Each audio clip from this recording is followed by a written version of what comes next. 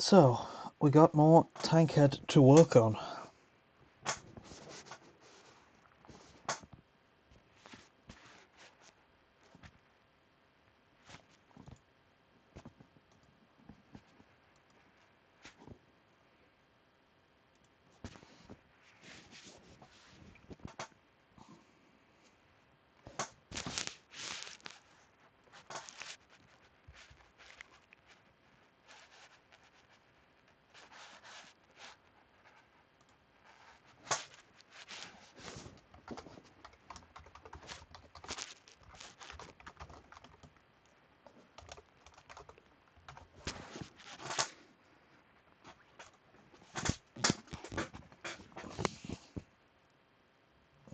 So I believe last stream we ended off where I was working on the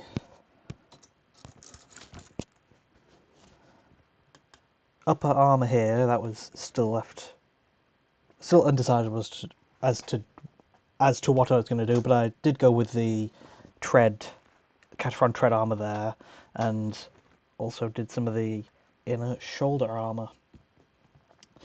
Since then, well, yesterday, I made some more plasticard armour to cover the shoulders and the forearms, as and a few small things, just like under cabin details.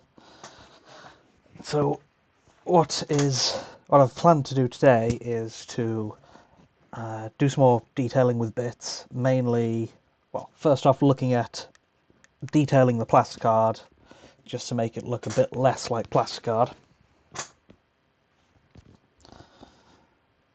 And then maybe looking at finalising the weapons, because I'm not sure if I want to go exactly with these two things.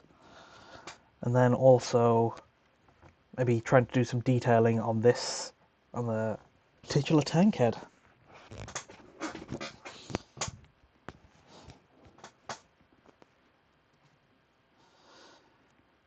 So, one thing I did notice while looking at my parts to use, or what parts I could use for the armouring here, some of the more Cataphront tread armour, that's another common go-to for detailing for me. Yeah, this is the kind of full look of the tread, just with a flap cut off from there. And what I noticed is this angular front here, that matches pretty well to the shape of the forearm. So I was thinking that might be a good look. And so I always have a lot of those spare, so I'll see if there's, yeah, some already mostly used Cataphront treads, so I don't have to waste a fresh one. Probably only going to be armouring the outside of the forearm, not the inside, just because it doesn't seem particularly necessary to do the inside, given that'll barely be seen. And on a logical standpoint too, like the outside of the arm will be the one that faces the outside more often, so it would make sense for that to be more armoured too.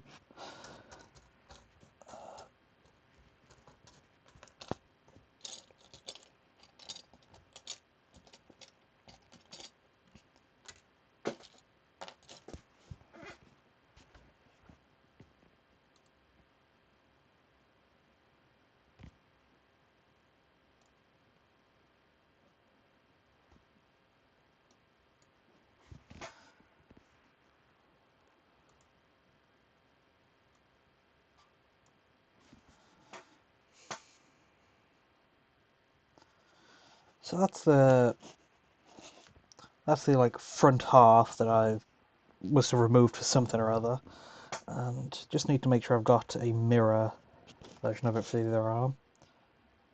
It looks like it, yeah.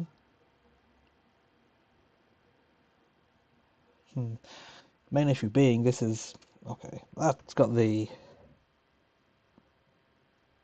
yeah, it's matching. Now this is a bit long. It's got the little circular piece at the end, which we are going to need to clip off.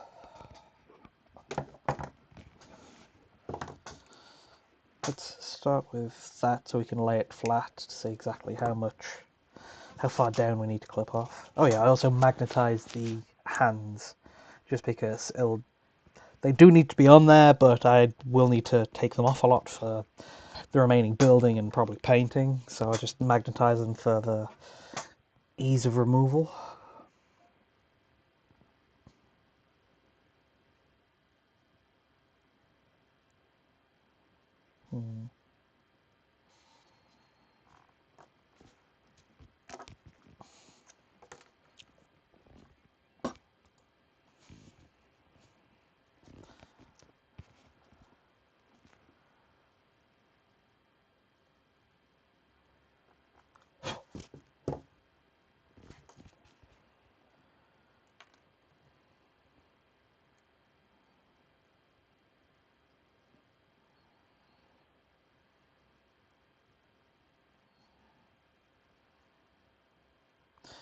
Trying to decide whether I want to like have it all the way at the front and chop the circular bit at the front off, or have it placed further backwards and chop some of the back off.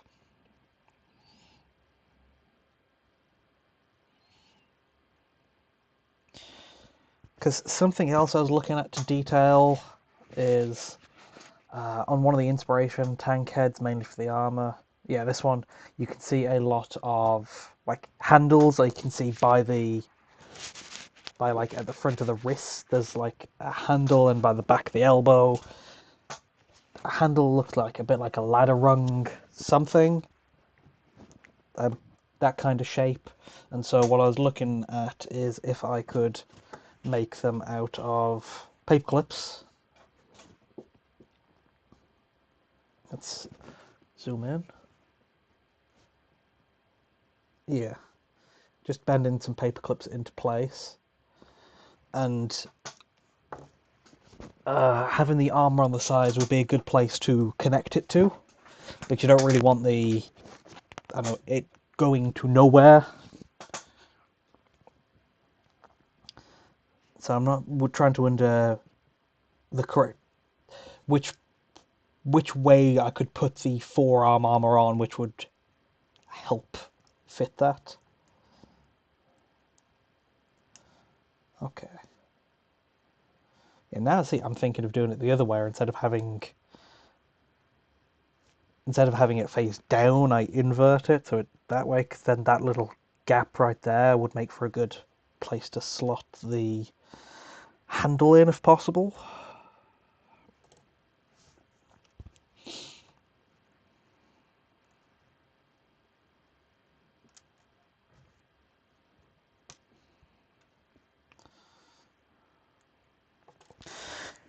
I just need to remove this from the kind of ring piece.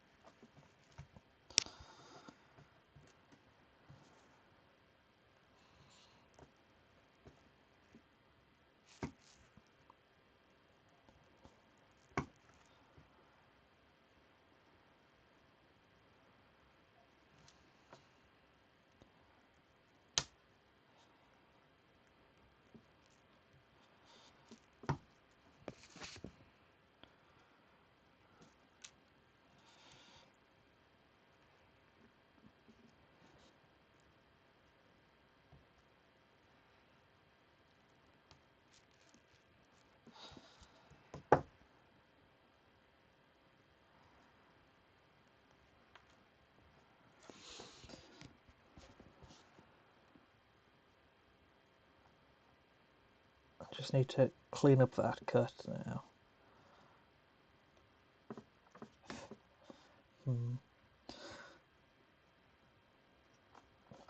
This blade is getting a bit dull. Might be time to change it soon. I've done a lot of cutting for this project so far. Lots of plasticard cutting lots of splitting parts in two. I tried to change my blade about, I don't know, once a month or so. Though as soon as I change it, it's almost ritual at this point to be shocked at how sharp it's gone from, you know, being dull and needing to change to a new one, and always end up cutting my finger somehow. So I might hold off on it so I don't have to, uh, interrupt the stream with having to go put a plaster on or whatever. And let's clean up the cut at the front.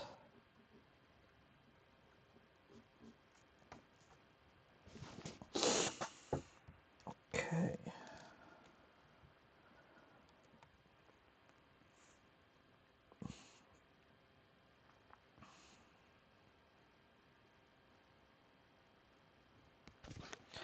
Now where exactly does... let's clean up that cut a bit better. And I want to check the reference, the inspiration Tankhead, to see exactly how those forearm handles connect.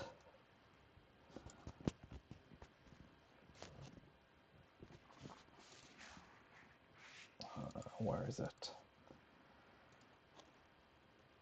So yeah, right at the wrist, like there. Well, not right at the wrist, it's like slightly back, but it's still like at the front of the forearm.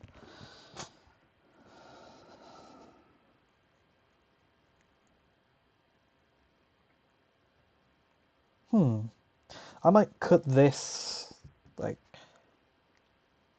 front bit off entirely because the Tankhead has a shape on the.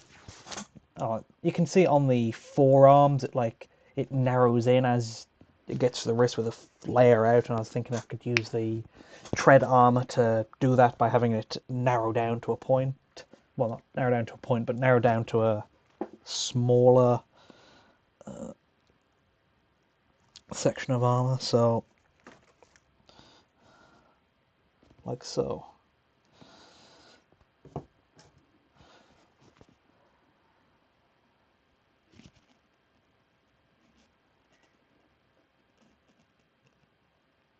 Okay, I think that will work.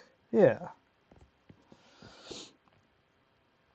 And then that works where it goes to the narrow section, and then we can also not plug the, just glue in the forearm handles around that point. Just want to make sure this is as cleaned up as possible because it has gotten a bit messy with having cut all the different flaps of tread armor off, and it will be more of a pain to clean up once it's glued on there. But gotta be careful because this does have some nice like rivets already molded onto it, so that saves me work later. And I don't want to, in the process of cleaning that up, I don't want to clean up all the detail I'm using it for.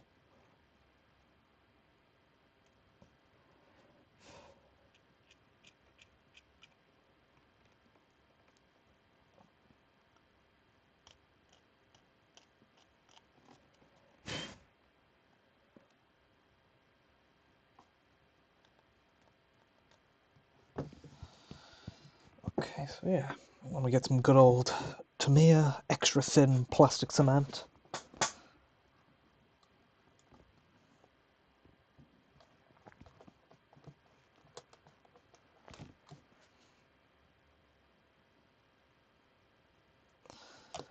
Just get that on that around where we glue it, just to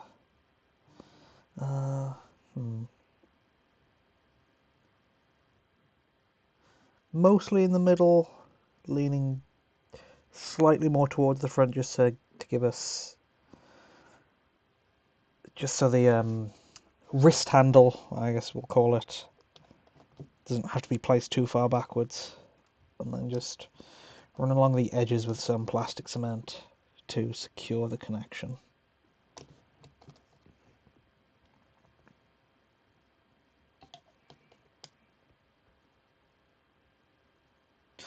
Now this plastic card covered with tread armor is something I've done quite a bit, just because it feels like it works well, because you always want to cover up plasticard, because it's nice and flat, but that featurelessness makes it obvious that it's plasticard. Like you can see I've done it here on one of my Cerberus units. Like the whole side of this is plasticard, but I've covered it with tread armor there, and again at the bottom there. Just it helps give layers, give depth, and somewhat disguise the fact that it is plasticard. Because it's a useful tool, but don't want to make it obvious that it is plasticard, because it just helps sell the illusion of, oh, it's a proper model. It's not. You can't spot the individual components that went into it. And then let's size up the plasticard.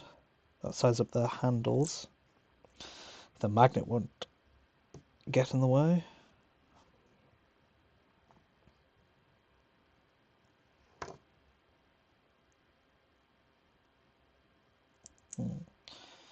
That is a bit too wide. Have I got a thinner one? Do need to find a way to, I don't know, bend the paperclip handles a bit more precisely. Because when I was making them, I made like, I could never get them at the exact right width I needed them. Like some were always slightly too big or slightly too small. Maybe it's just the type of wire, because I've seen other types of wire used that are more malleable.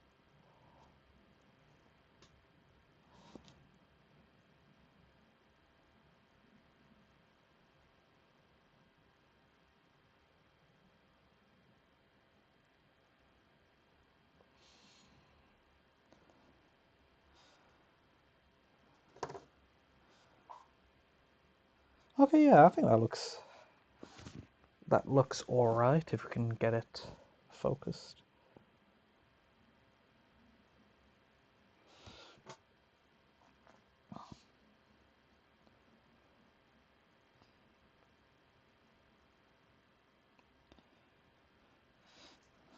So then let's do it for the other forearm. Shoulder. Already losing the fight against desk space. Already losing the fight for desk space against my bits.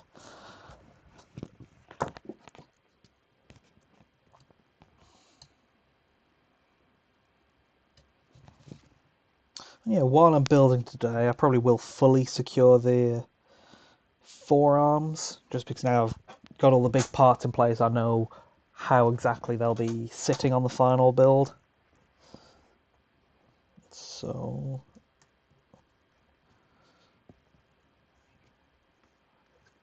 that's the out forearm.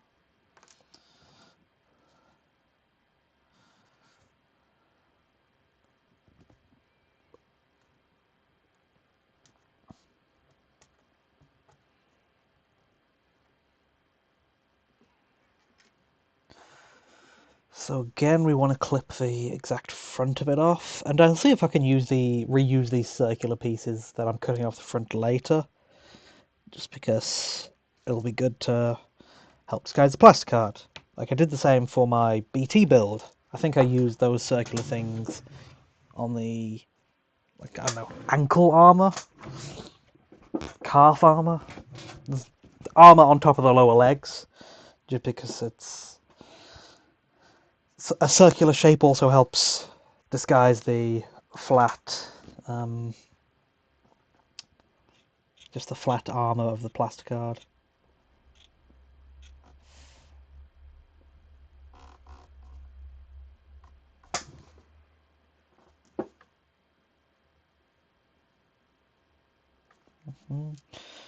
Just need to, yeah, change the angle of the cut a little.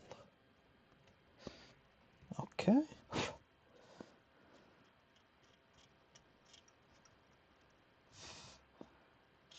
Clean it up. Make sure the angles I've cut at aren't too sharp, because sometimes you need to like file down the edges.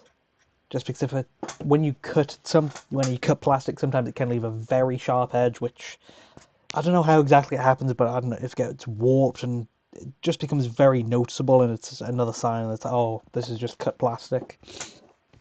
So you can, I like to scrape down the side of it with the back of my knife, just to, I don't know, de-edge it a little. Might be easier to use sanding paper or a file, but the only file I can reliably use is a bit too heavy duty for that. A bit too high a grit, I think would be the right term. Wherever that file is.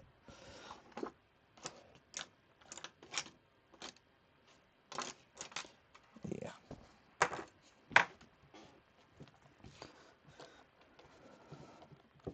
And again, just using some Tamiya.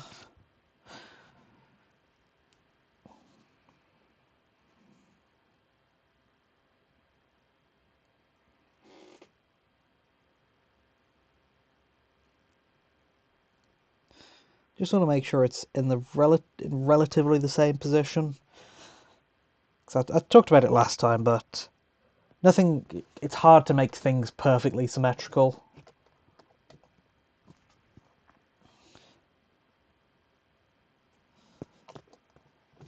But so long as it's similar enough, you should be good.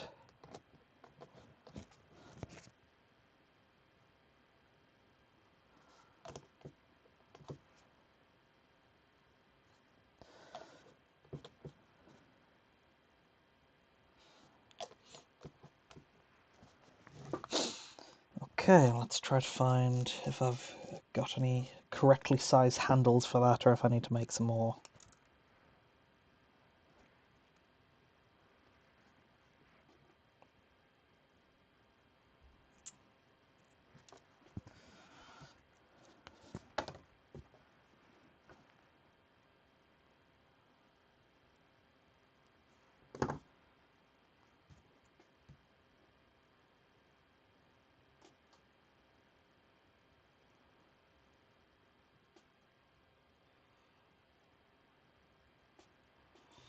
It's a bit too big as well.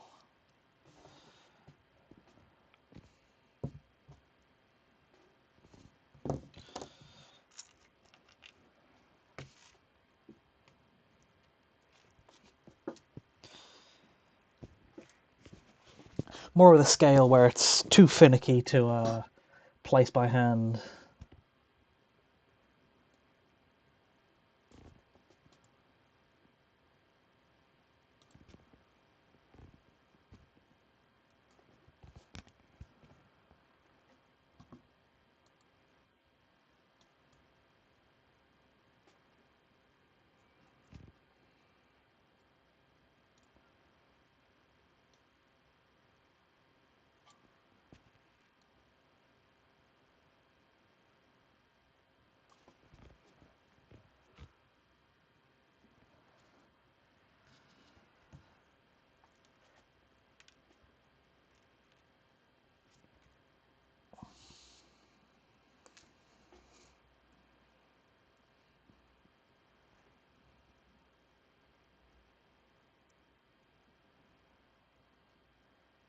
Hmm.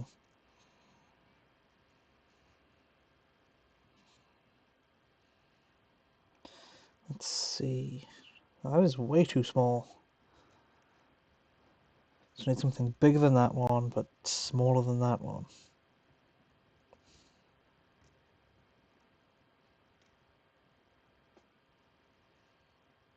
Too big. Be too big. I guess we need to try and make another. So I've got some part of a paper clip here, and I've got my 2 pliers, because trying to bend it by hand will end up puncturing your skin. Because I've done that a few times where I've been trying to push or bend paper clips, just doing it with my fingers, and it can bend them, but applying that much pressure to them will often mean they like puncture your skin. I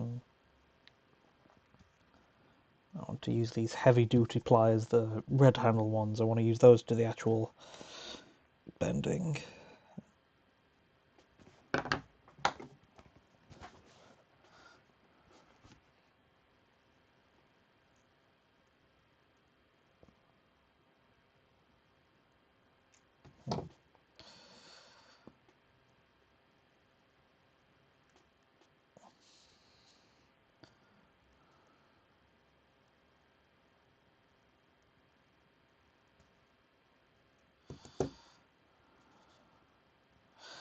Let's see how that sizes up. That is on the larger side. Let's see how it lines up. Way too big. So let's see if we can adjust it.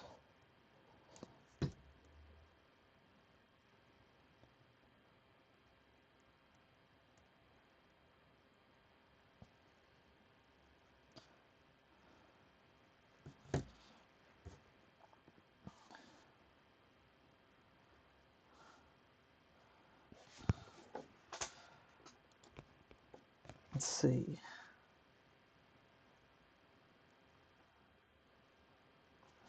Still too big.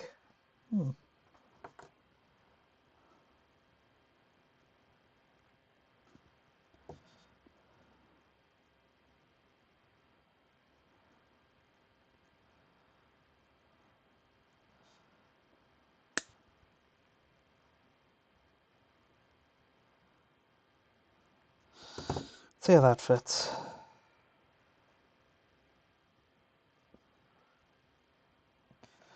Oh, there we go. It's a tad snug, but that's good enough. If anything, that'll mean it'll be easy to place. It won't be too loose before super gluing it. Let's just cut the excess off.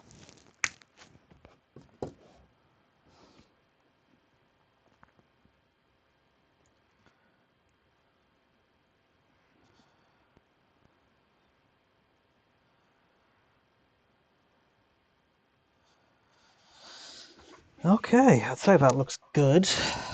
Now I just need to figure out how to glue that. Do I want to glue that now?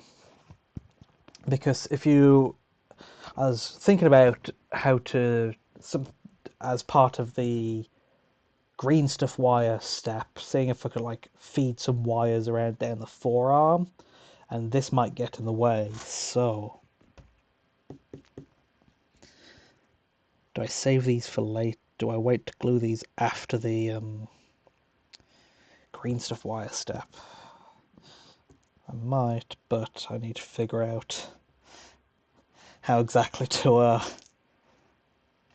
make sure it's like these exact two. Right, I'll put them to one specific area of the side for now. And what other details can I add to help disguise the plastic card and match it to this?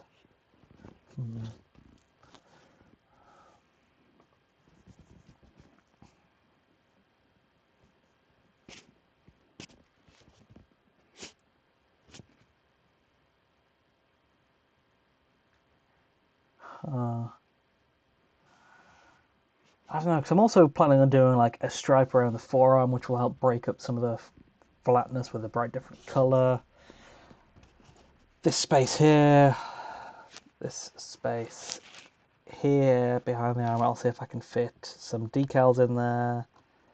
And can't see many other sides of the forearm armor on the Inspiration Tankhead due to the just where it's placed.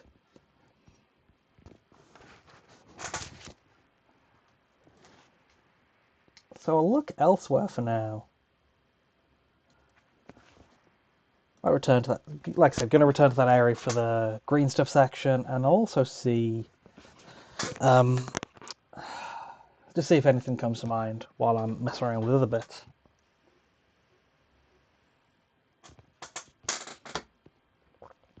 So what is next?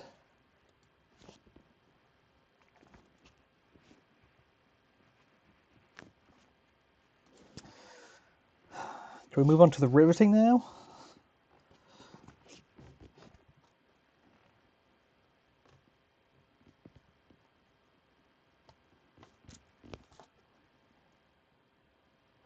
Or shall I secure the forearms? Secure the shoulders. Forearms are relatively secured, I guess.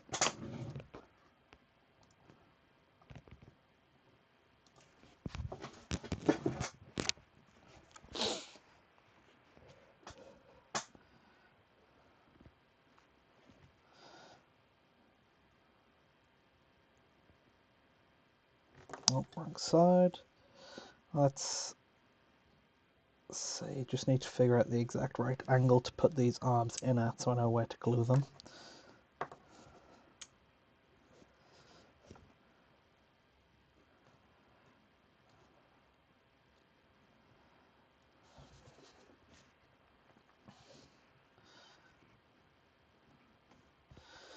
Gonna use some super glue on the inner pin for the shoulder, and then once that's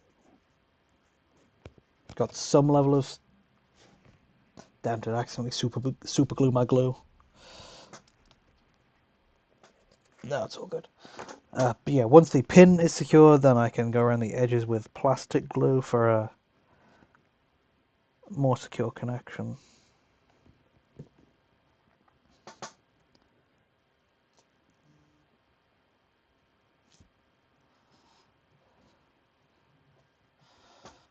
Let's just get him fairly assembled just so I've got an idea of the pose. So I want it to be like the Inspiration Tankheads, where it's just a kind of neutral pose, but everything's got to have a slight angle to it. If everything's just flat, then it looks completely lifeless.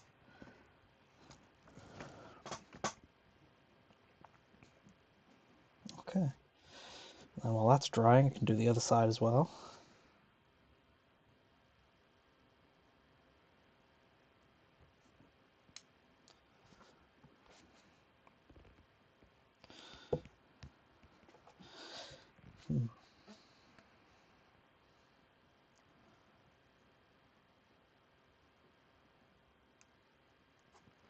Just need a bit of blue tack to secure the arms. The upper arms, the arms to the shoulders, because these I'm not securing now because I am going to leave them separately for sub-assemblies and painting. Just because I figure that will be easier. With sub-assembly, you don't want parts to cover other parts. Like you can see the gap between the forearm and the leg there. That would be annoying to work around. Just because it would be hard to reach the leg because the arm's in the way. So sub-assemblies, you want to keep that separate if you can.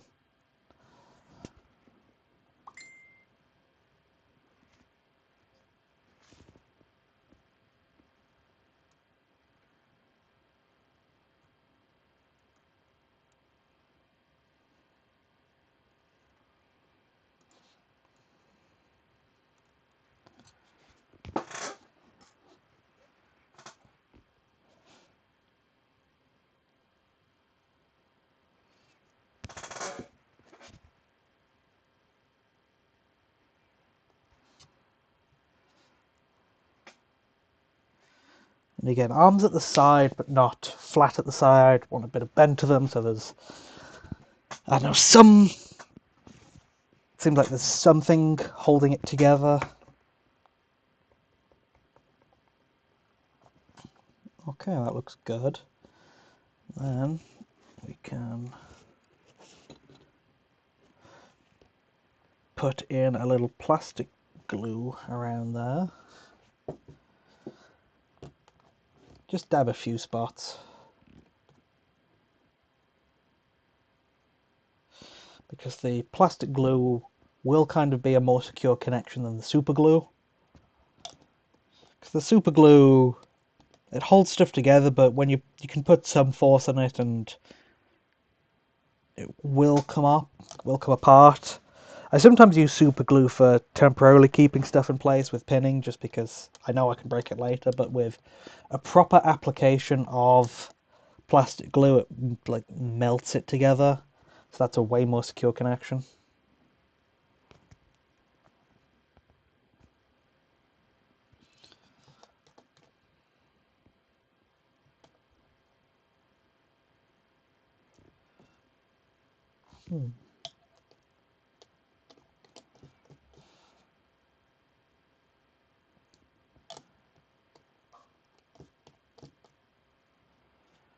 Ooh, how do you cut out the plastic art panels? Exacto.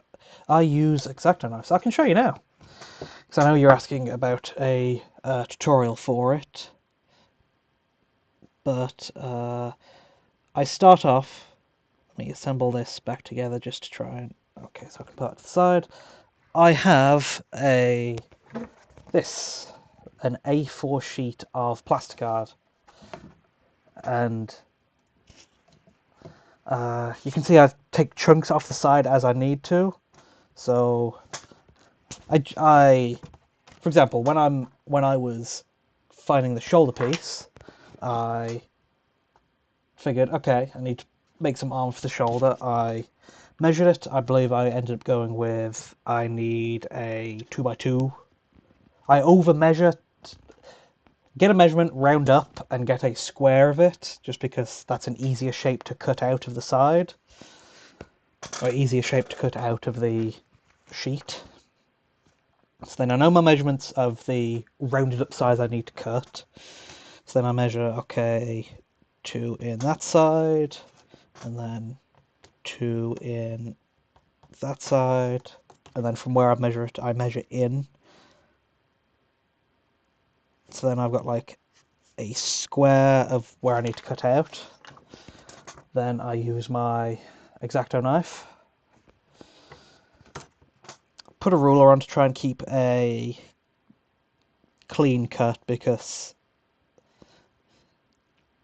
with armor you generally want to make it look like it's properly nice, cleanly cut, so try to keep the cuts as straight as possible. Go lightly the first few times, just because if you put too much pressure, then the line you'll push the ruler out the way, so you won't get a straight cut. The first few times do it lightly just to score it, just so you know when to... You can put pressure on the lighter ones. And then once you've cut through one side, I find it's easier to... you only need to cut through one side, because then once the other one is just scored in, not cut all the way through, you can snap it off, and that generally provides a cleaner cut on that side. And then just to make sure they are straight lines, I have a file which I use to file down the edges, just to make sure they're flat as soon as I cut them out.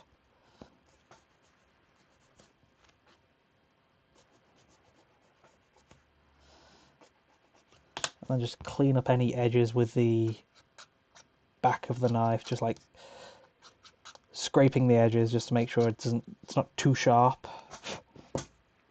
And then you can see yeah, the shoulder piece is what I was recreating, and then from there, once I've got my square, it's like I figured out, okay, that it's a bit of a weird shape to cut out, so I'll try to. We then need to cut out at the shape of the shoulder from this square, and something I always do to help me keep a nice consistent shape is I line the plasticard, so I put marks at every half a centimetre, so I can draw a grid on it.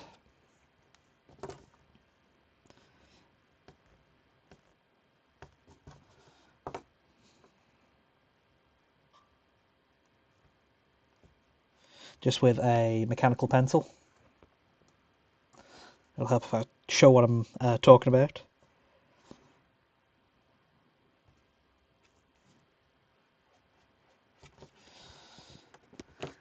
And yeah, draw a grid with lines at I do every half centimetre. If you do cutting any smaller pieces or any larger pieces, obviously adjust the grid to match there. And then, since it's like a lot of straight lines here, a lot of straight lines on the like armor piece I'm trying to replicate. That helps a lot. So I figure out the shape by like connecting corners and lines. So I believe for like the one I actually completed, you can still see some of the grid on there from when I cut it out, but it's like look at the inspiration, try and work out the shape and how that fits onto a grid, break it down into smaller components even then if you need to, but it's got the kind of diagonal angle in the bottom left, and then it goes up from there, and then on the other side it goes up at a diagonal angle again.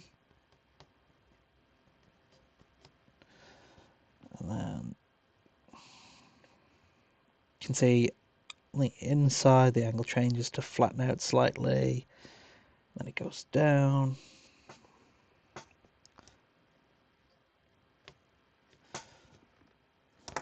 And so then you can see we've kind of got the rough shape of the armor panel now marked out in the grid, which helps us because it's got a helps us keep a nicer shape overall, keeping those clean lines. And so then I cut down with the X-Acto knife again. Now for something this small, I think just pressing down instead of scoring helps keep much flatter lines. So long as the cut is like less than the size of the blade, you can just put the blade on there, then push down, and then that produces one nice clean cut. Which way? And then it's just cutting along the line of the pattern you drew out onto the grid. I know there's some plastic card you can get which comes like pre-gridded, which would be very useful, but just this regular stuff is the one that my local hobby shop had. And then once we've cut out the shape of our armor panel on the grid, then we have our armor panel.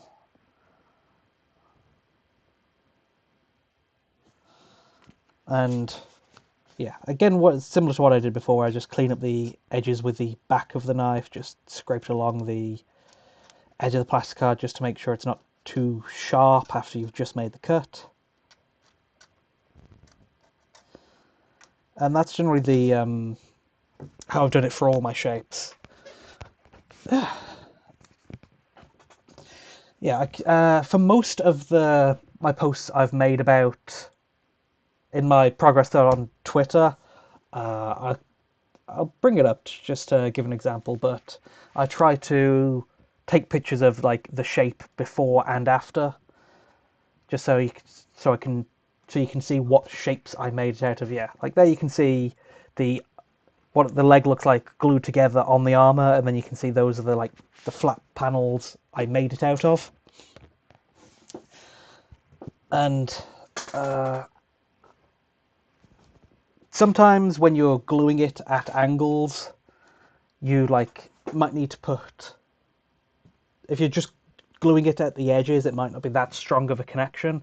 So sometimes, I'm not sure if you can see it that well, but in here I have just put a few extra thin slices of plastic card right at the edge just to make it a more secure connection.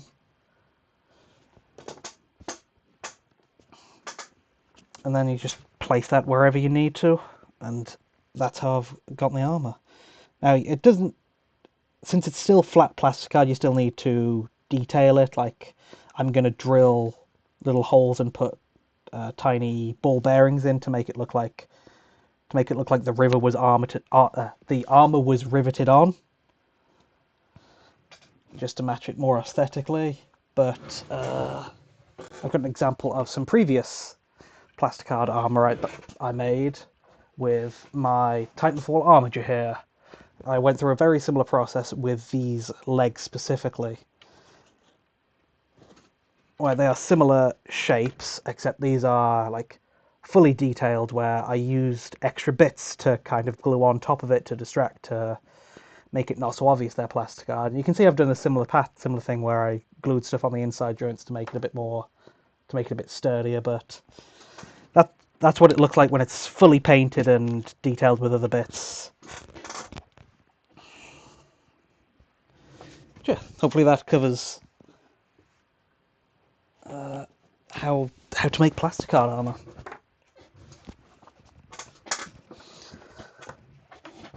Okay, so where were we?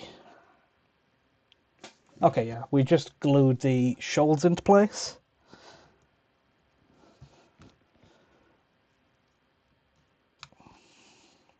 And I should probably find a way to secure the shoulder armor now. Now, I don't think I want to just glue these on straight away, because the armor will be a different color from like the metal frame underneath, so if I can, I want to keep them separate just to make painting easier, where I can just dry brush them different colors. So I will see if I can pin them. So I'll need to drill a hole to place that pin. Where's my hand drill?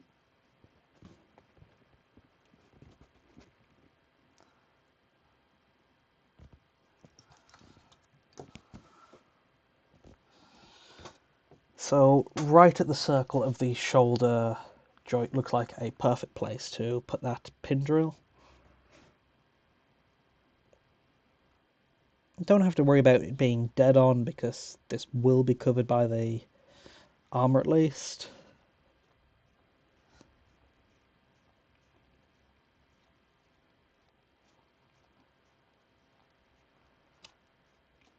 Okay.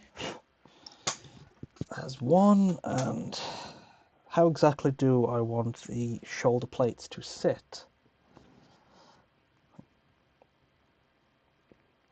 How far in? How don't want them all the way to the side of the shoulder. Let's check the inspiration. So it's got them kind of off to the side. So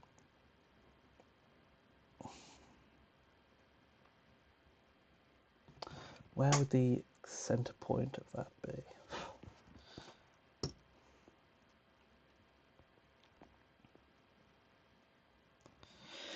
Now I do need to be careful drilling this because it is thin armor, so we don't have very far to drill in.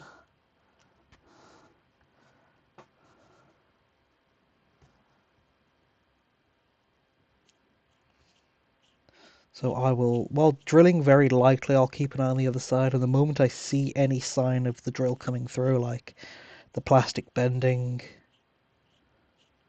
I will stop. I feel that's deep enough, so where are paper clips? It's what I use for a metal rod for pinning stuff, just because it is very cheap and easy to get a hold of.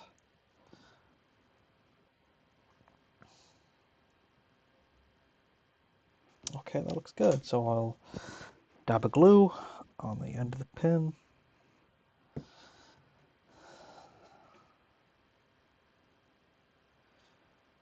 Into the armor panel. Dry after a second. And then let's put it on here and see how it fits. That looks good. And so now we just repeat for the other side. Get the gun out of the way.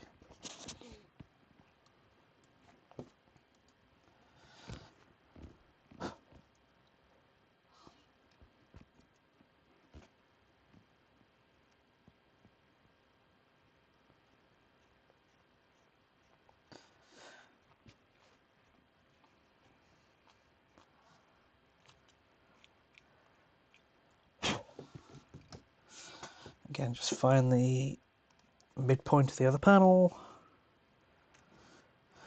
Doesn't have to be perfectly symmetrical because they're on opposite sides, so you'll rarely see them in the exact same. You'll rarely see them mirrored, unless it's like a front dead-on shot. But those are a bit too boring for photography anyway.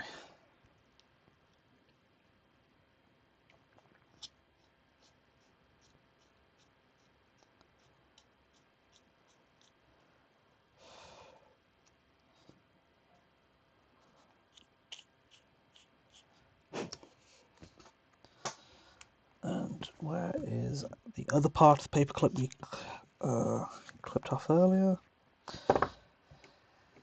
Damn. Did that just fly straight off? There's always an abundance of paper clips around, so it's not too bad. They're small. So again, dab of glue.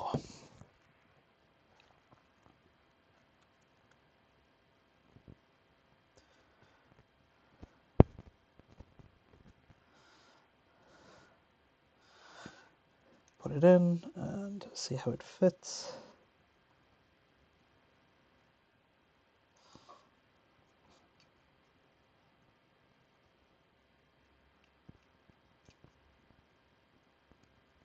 Hmm.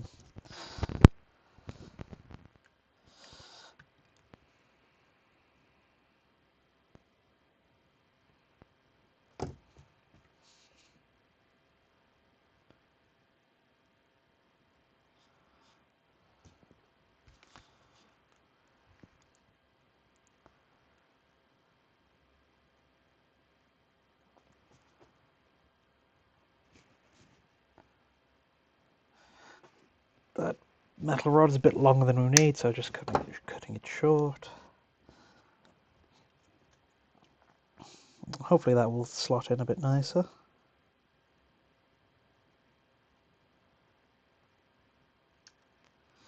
No, it did not. Need to get some fresh one. Oh, there's some paperclip.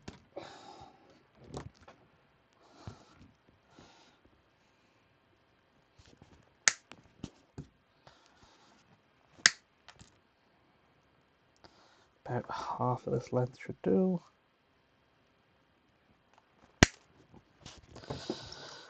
Okay, so now we glue it again.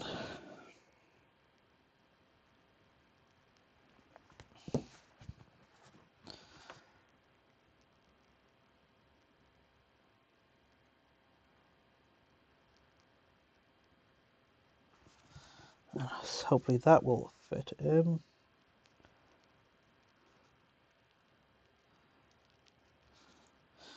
Yep, there we go. Some mostly secured shoulder pads. Shoulder armor? That's what I figured would happen. Ooh. I'm worried about that because of all the pressure we put on it to get the shoulder armor pinning in. The shoulder joint has come loose from where we glued it earlier.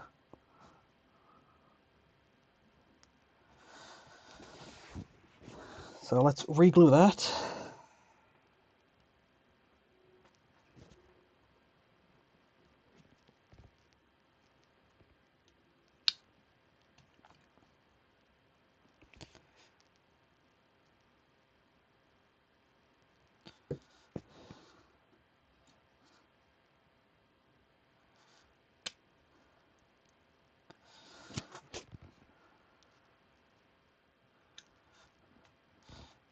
Just need to test the arm fit just to make sure it's sitting, just to make sure it glues in at the right angle.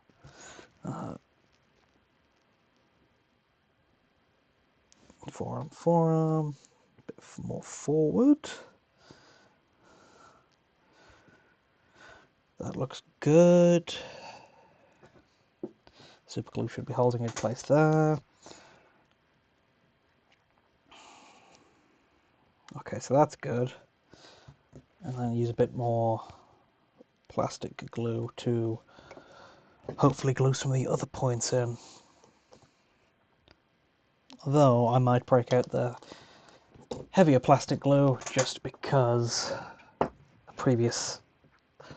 the thin cement last time didn't do its job, so let's break out the heavier stuff. The heavier stuff does leave a, I don't know, a thicker join. It's messier, but fortunately it's hidden within all this mechanical detail that we don't need to worry too much about a messy glue line or whatever. We are more worried about having a secure connection. And the glue line, well, the connection point will not be noticeable anyway.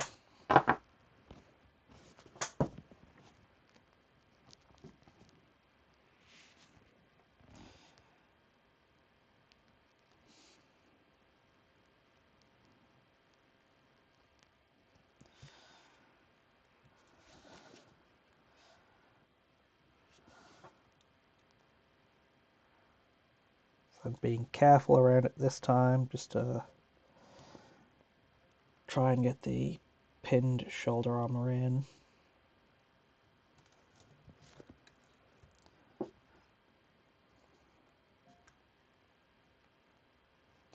Okay, there we go.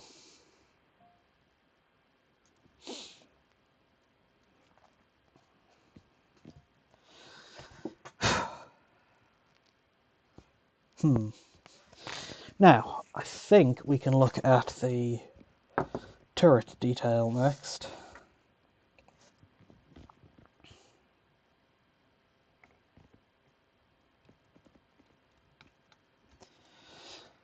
So, on not that image, let's remove that. On this image, the Inspiration Tankhead, we can see a few things. And even the other Inspiration Tankhead, we'll see if bring that into. Yeah, okay. So we can see some details on both of them. There is a light on top. There are some what looks like smoke launcher tubes. There's an antenna on one. The antenna would be cool, but that does become very finicky and hard to paint around and will likely just break off. So, won't do that one for now, but the one we will look at is the lights. The kind of headlight. Because they're elsewhere on the build too, so it won't look too out of place or anything. Because we can see we've already got some here and here. Oh. Thank you, Rafa. Yeah, some asymmetry is always nice. Plus, if we bring up this tank head, we can see it's very asymmetrical with the huge gun on one side. But yeah, both of them have the offset light, and like I said, there are lights already on it, like on the lower of the chest, but the light on the top looks a bit fancier. Like on both sides, it's got a kind of bar protector, and while I do have some more of the pieces that went onto the chest, I know the one of the other AdMech kits, the Iron Strider, has a fancier light with some more details on it, like a kind of hood or whatever. So I will see if I can grab any of those. Got my box of Iron Strider stuff, and there's one. So I believe the light on the Iron Strider, it's part of like a gun mount or something. So it's got this kind of bracket on top of it.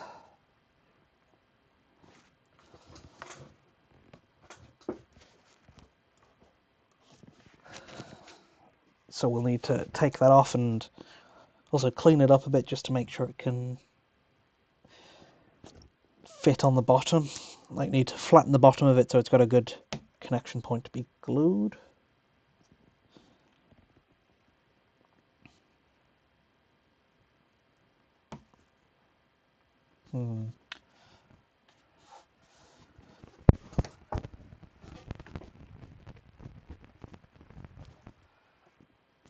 Let's move this back a bit so we got more room to work.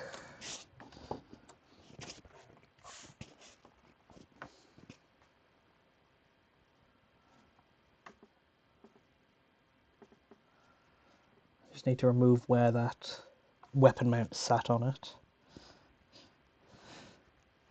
Now, while this might look a bit isolated on its own on top of the head, can probably also, like, when I do my green stuff wire pass, I can probably lead a wire from the back of this to like somewhere around the side or whatever, which will help give more detail around it and also make the light not look too isolated. So the question is, do we put this headlight on the left side or the right side of the tank head?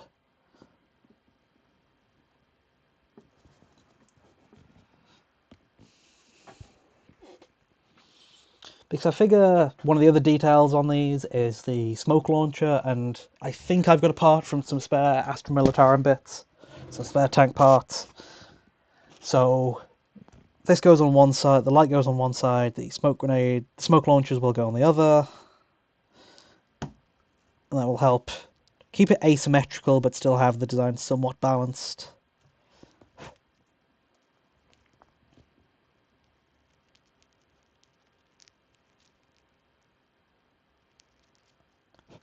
And let me just sand the bottom of this light flat.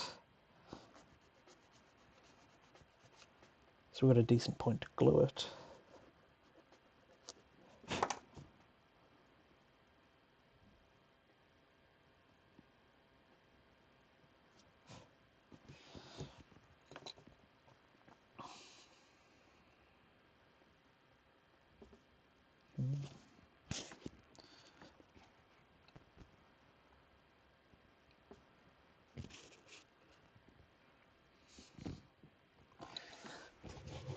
Before we settle on a place there, let's get the smoke launcher out and see if...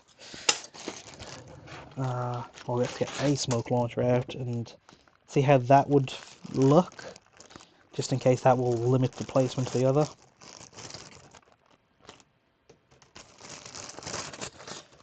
A bag of tank spares. See if the light's in here, it might be somewhere else. See if the grenade launcher's in here.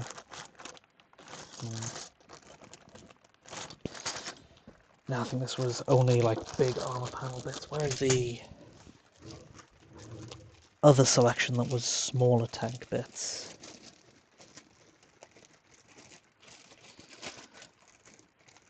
Because I believe there's a few different smoke launchers. The ones that would match the inspiration tank heads, they're all pointing in the same direction, but the ones I've used before, like on this Dreadnought, you can see I've added some at the top and they like fan out as opposed to going in the same direction. So we'll see if I've got any of the ones going in the same direction just to match the inspiration as best as possible.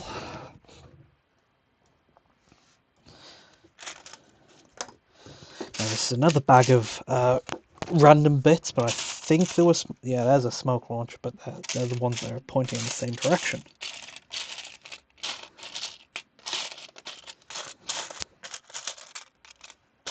Do I have any of the other type?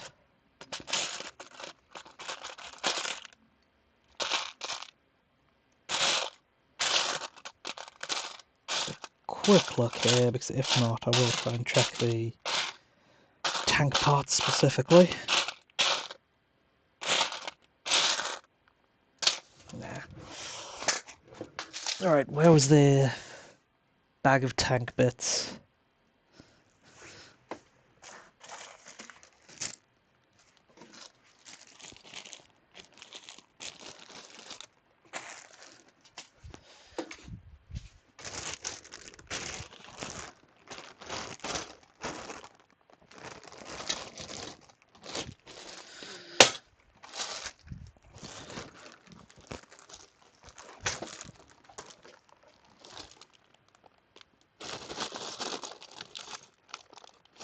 So I would very much like to match the inspiration and have the ones going in the same direction, but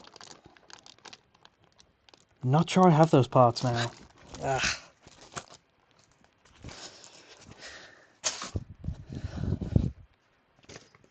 But I do also have many a box to check through first.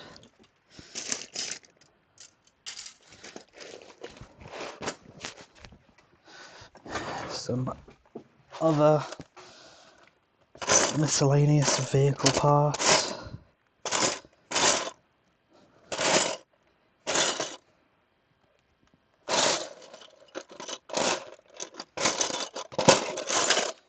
I see more of the angled launchers, but I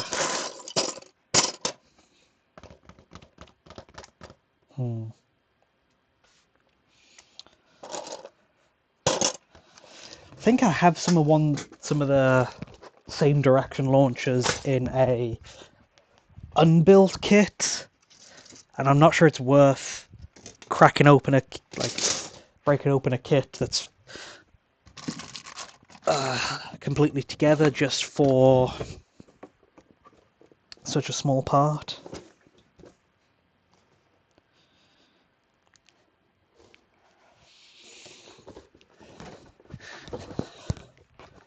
Now this will be a bit of a sneak peek, but I did get an actual tank. Rogel Dawn. See if I could make another bigger Tankhead at some point. I just got this was on sale, so I got it while I had the chance. So this might be a spoiler for all one of you current viewers that I might do another bigger Tankhead later.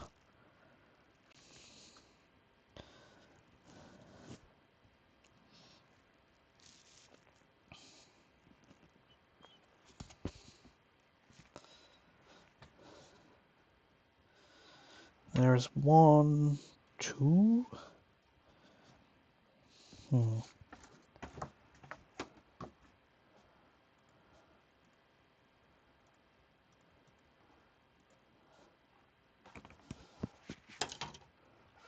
Let's check. Because I might want to use this for the other one later. It's like I said, I got this kit to build another Tankhead, maybe. Do I want to save... Do I want to use the bits from the other Tankhead on this one?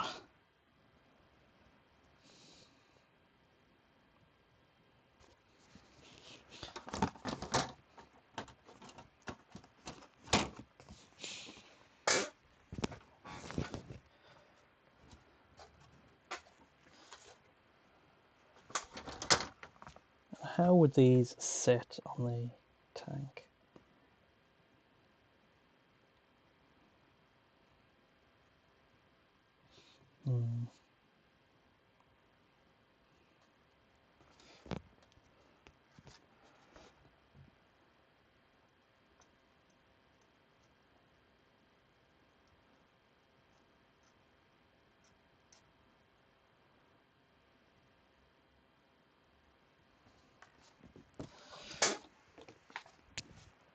I think I'll keep those to the side for now.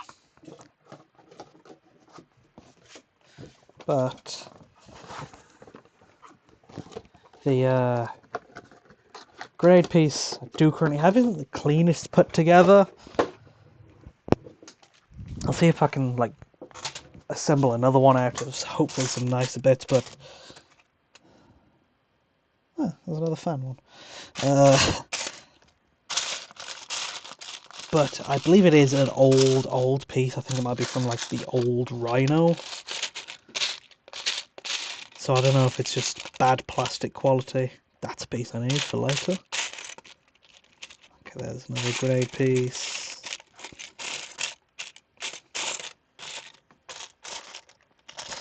Come on, I found lots while I was digging through here earlier.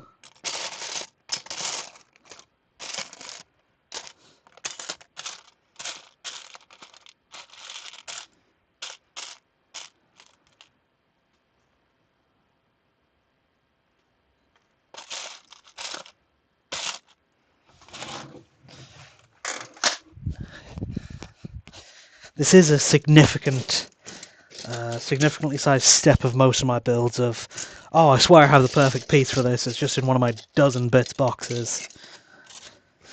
So there's a 20-minute detour going, was it in this box? No. This box? No. This box? Wait, am I sure I have the right piece? And so on and so forth.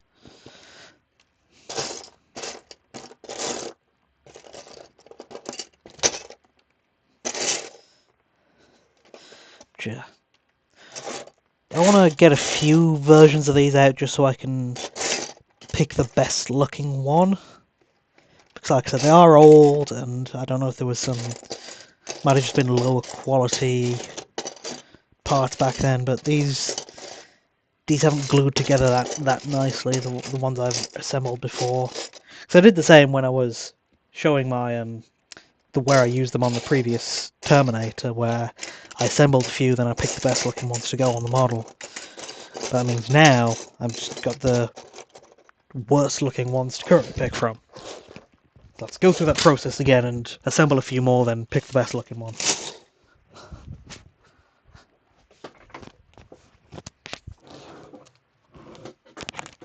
Okay, so there's one assembled.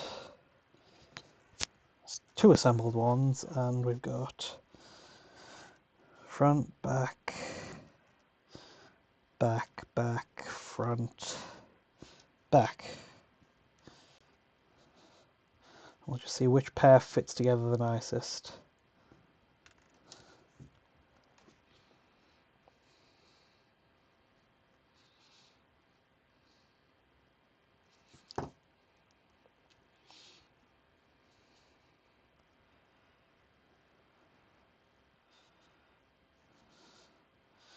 That one doesn't look too bad.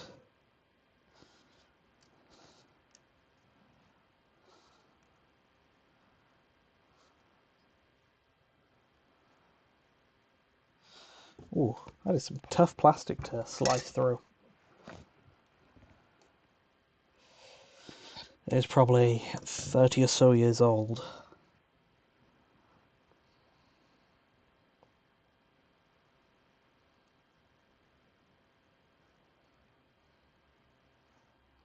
That's not great.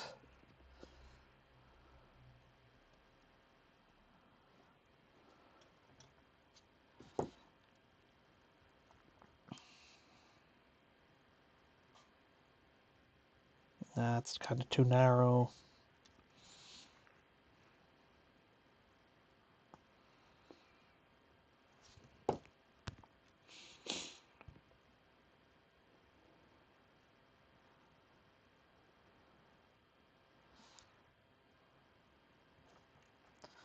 Maybe.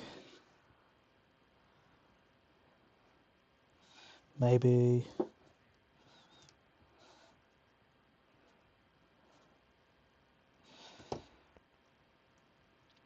So I guess that one was the best looking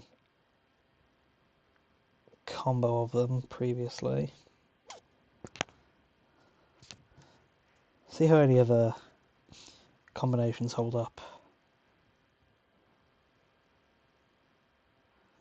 Nah, that one's way too narrow, way too short.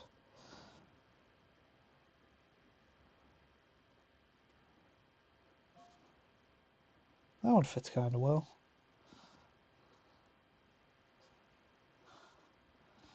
That's alright. Let's see this last front.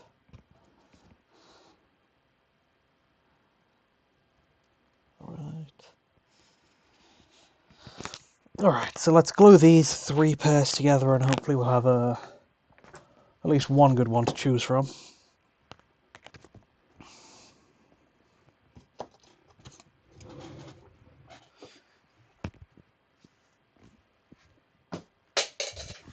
I'm using the heavy glue because these parts need all the help they can being connected together.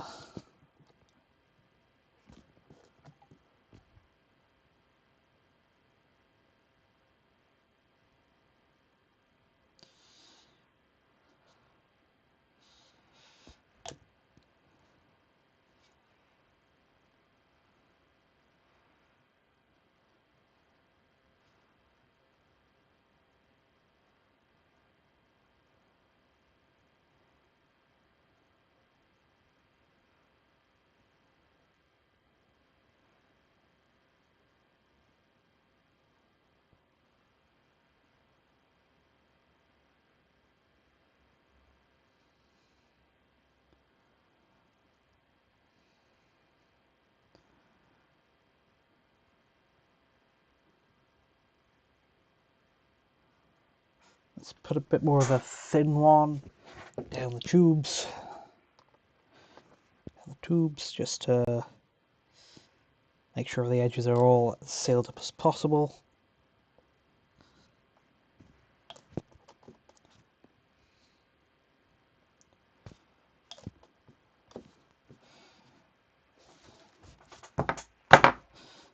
Need to fight back to get my desk space.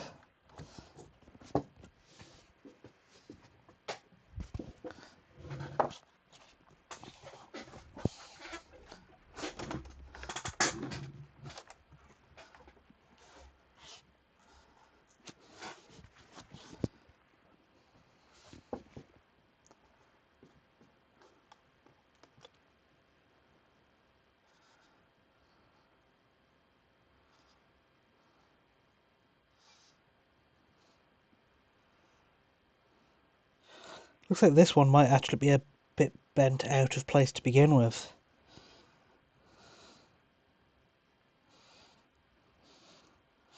which definitely won't help the gluing together.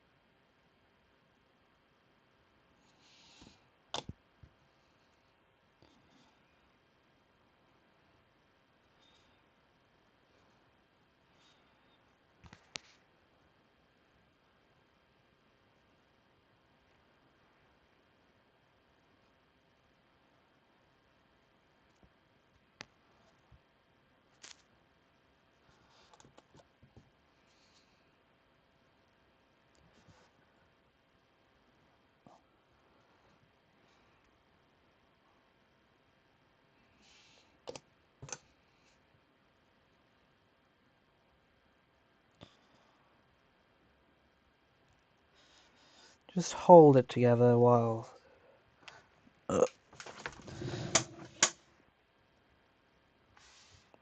it dries initially, just to hopefully get it going in the right place.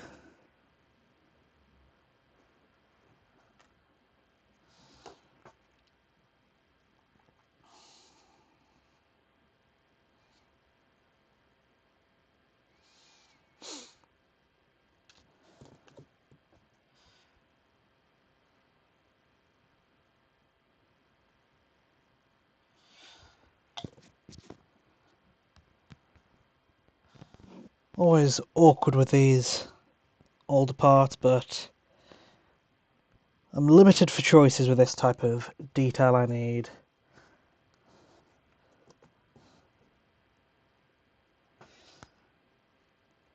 And then, after we've figured out this how the grenade launcher, smoke grenade launcher will sit on the turret, then we can start to look, see if there's any back details on the back of them.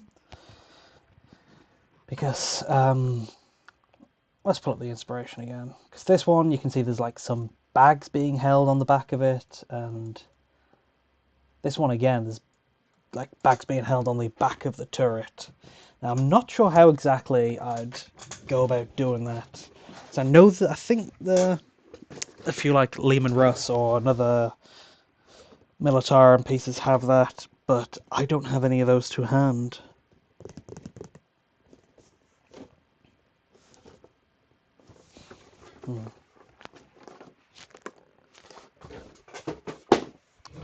So I'm not sure what I'd do. I might just leave the back empty because while that works well for the tank aspect, this is still going to be an AdMech build, so that might make it too, I don't know, human.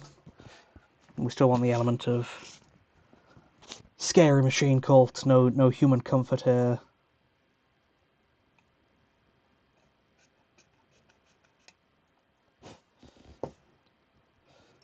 There is this glue spill from earlier. Let's see if I can clean that up.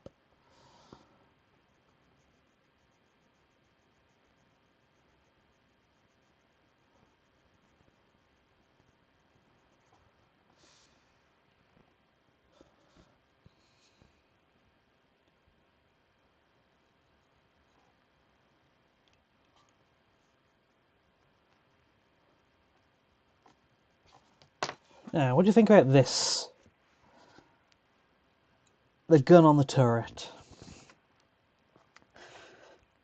Because initially I was thinking that works, but it's a bit too long, so I was thinking of cutting the barrel like short a bit. If you look at the main inspiration Tankhead, it's got a very short gun. But this one has been on here so long I've started to like it. So I'm not sure whether I want to do that anymore.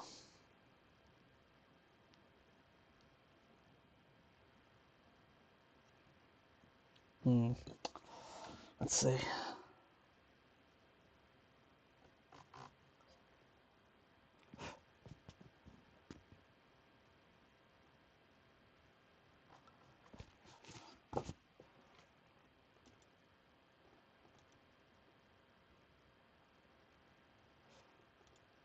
Oh damn, I've already passed the hour mark. Oh. I didn't want to stand up and get a stretch and refocus myself every hour or so. So do that a tad late right now. Just make sure I don't give myself too much hunchback posture. Get a pull up in.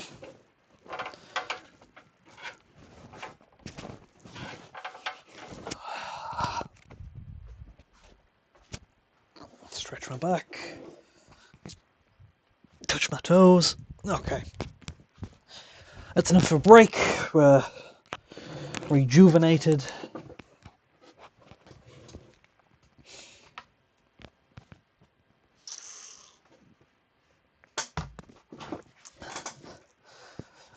And how are grenade launchers coming along? That one not good. This one better?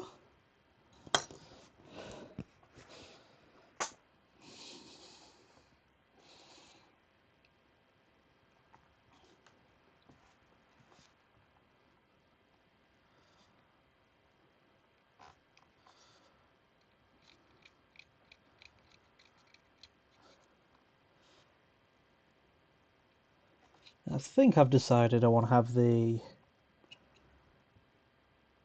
light on the Tankhead's right side.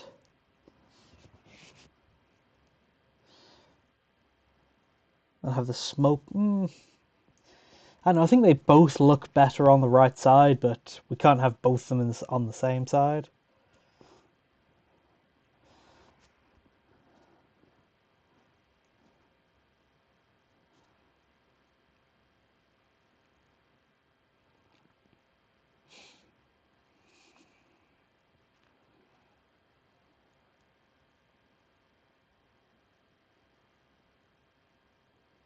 Hmm.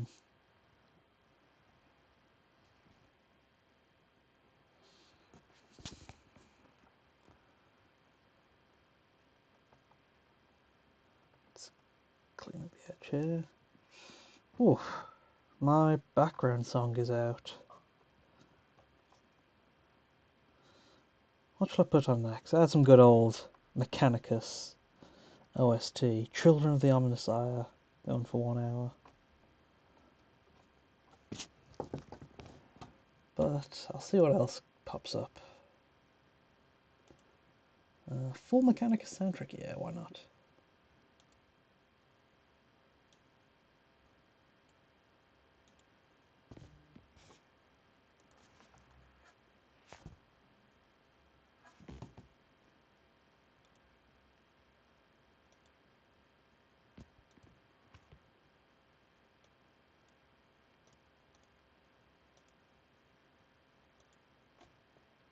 Hmm.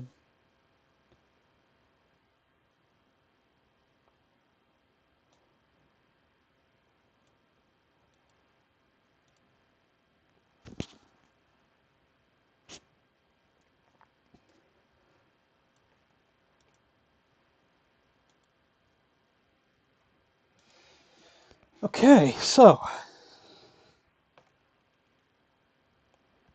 let's see.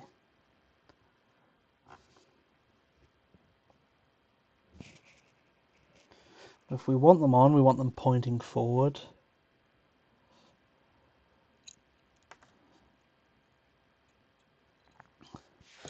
Now, this one, this Tankhead has both the light and the grenade launcher on the same side, but that's balanced a bit better because it has the hatch and the peephole on the other side entirely.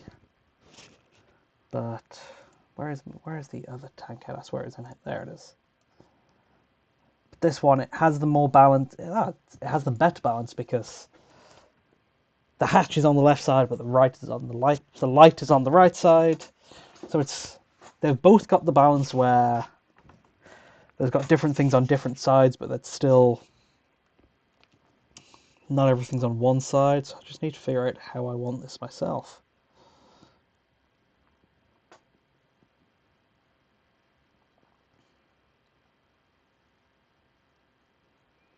Because one detail that I like from the this Tankhead is that it's got like an armor panel, an extra armor panel on the right, and that would be very easy to do using more of these Catfron tank tread panels to detail. I love using them to detail, and we could very easily just slap one on the side like so, and that will easily give us an extra armor panel.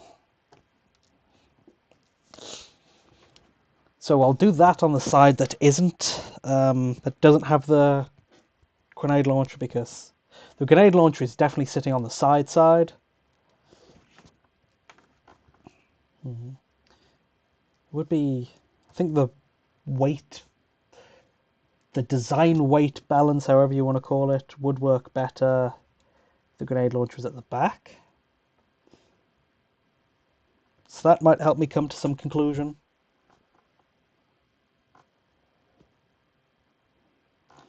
That one does. Ugh. That one is just bad. What other ones do we have? This one. This one looks good.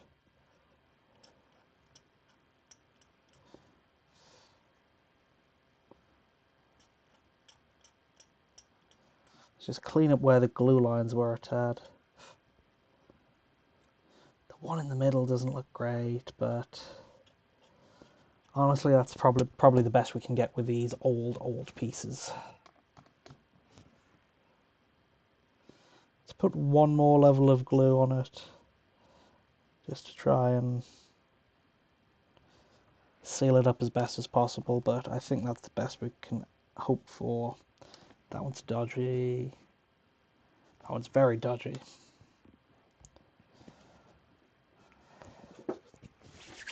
Okay, so, and we're back on the guns while those dry. So I do have a kind of abundance of these because these are ownage optional pieces, so it might be annoying to clean up another one if cutting it here is too far, but fuck it, we're cutting it here. So like I said, it looks a bit too big, cut the barrel short. See how this would look.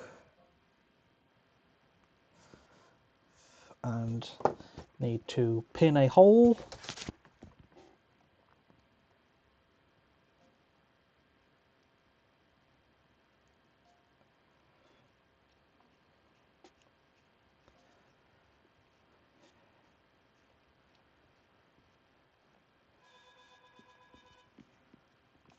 Excuse me a second.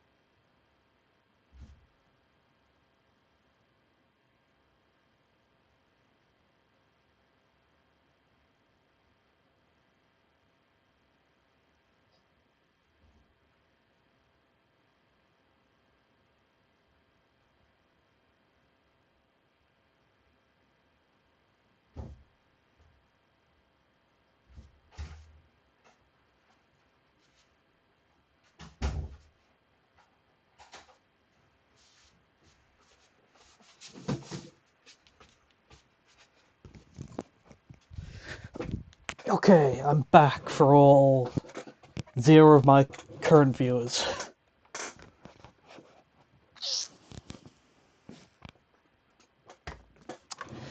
Where were we?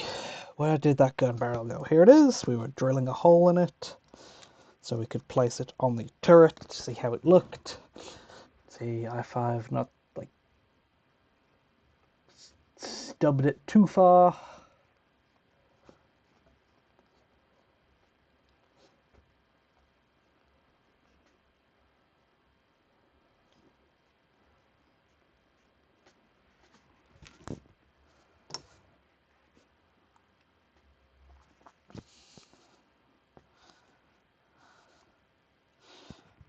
There you go, that's a little piddly stubby turret head. It's exactly what I'm looking for. Nice. I love it when something works out and I haven't destroyed a part for nothing.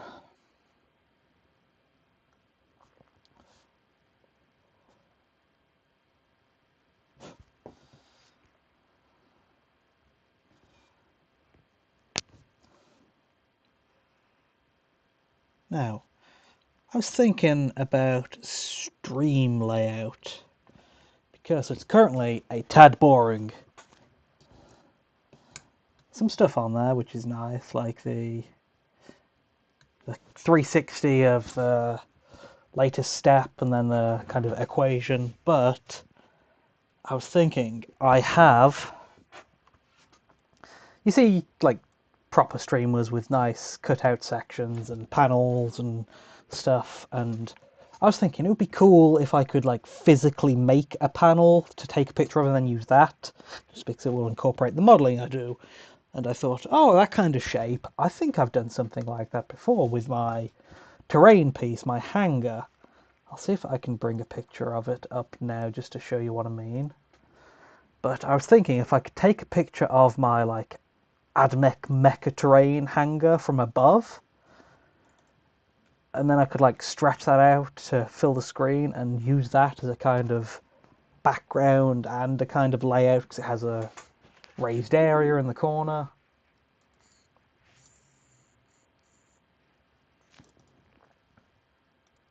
This piece.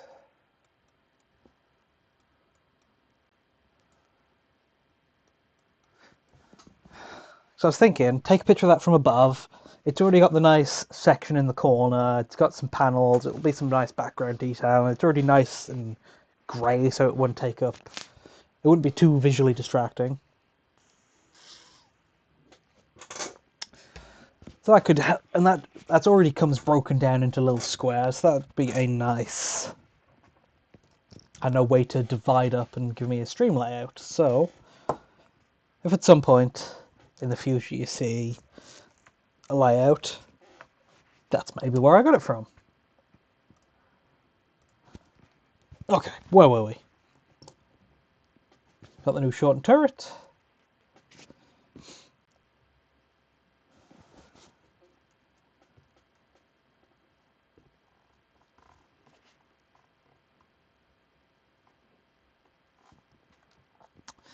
We're going to have the light around there because the wire can curve around the hatch and then either go into the hatch or like trail down the side and go into the underside of the tank, which will be a nice way to detail the back of it.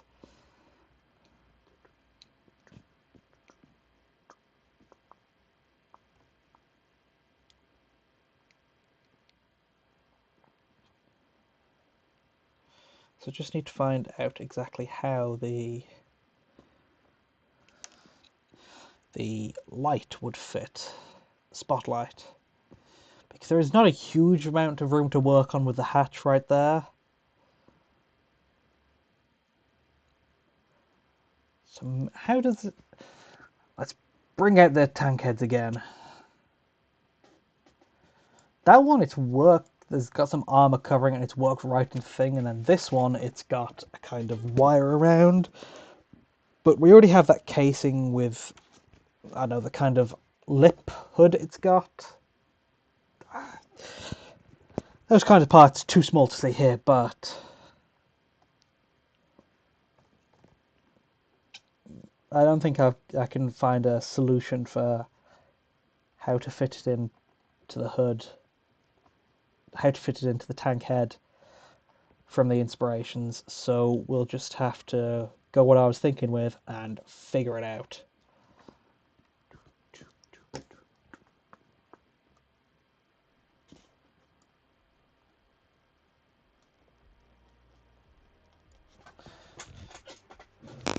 How's that for some background music?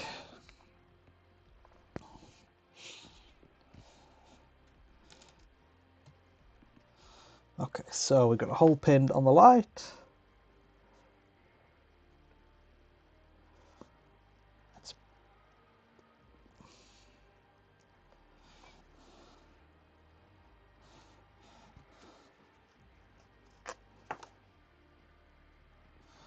Let's glue that in.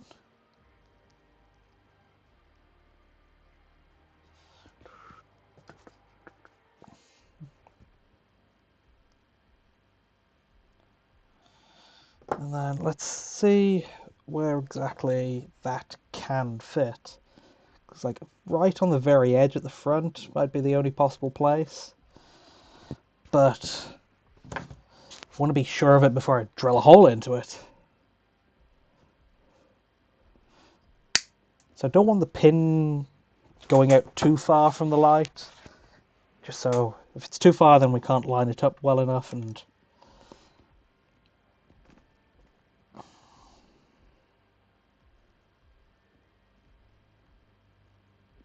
okay, fuck it. That's where. Let's get drilling.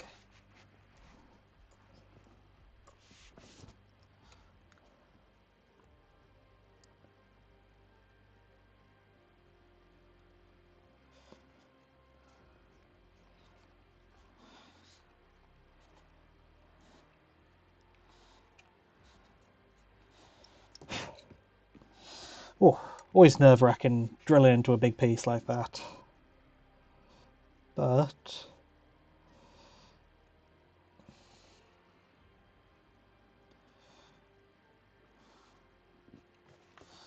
I need to drill in just a tad more.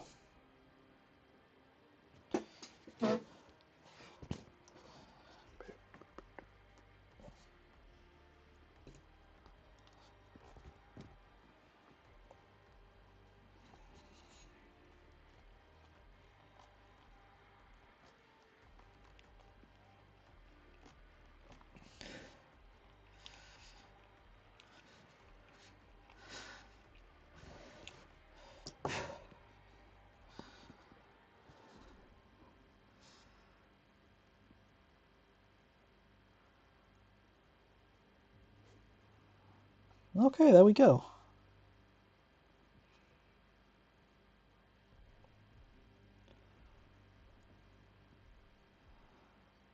That looks good. That fits alright.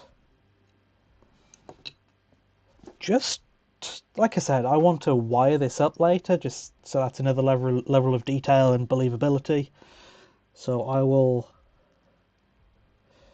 indent this here to like have a point to glue the wire into just slightly, and if not, it's random mecha detail.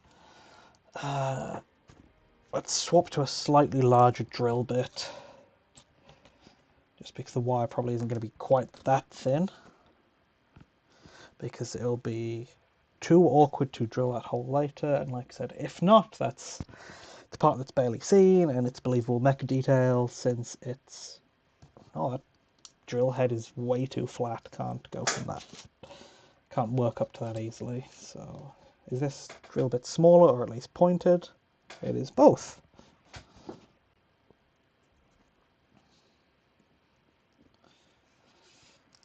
So yeah, it's just making it easy for myself later. Ooh. Drill bit's got a bit of bite.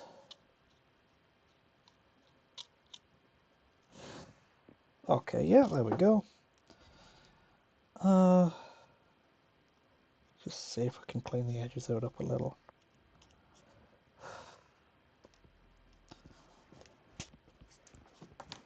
And get back to that original drill bit, just because I know this one matches the size of the pins I always, of paperclip slash metal rods I always use for pinning, so I want to keep that. Always have that one be the default one in there, just so I can easily get to it.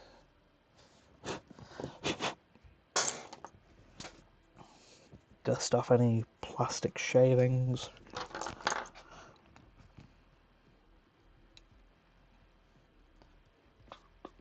So, and then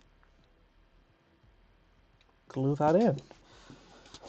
Since it is a flat surface to a flat surface, flat surface to a flat surface, we can use the plastic thin cement.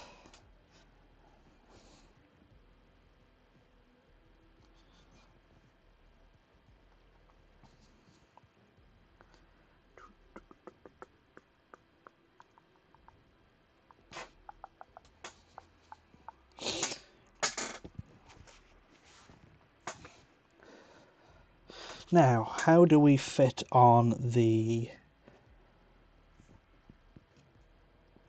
grenade launchers?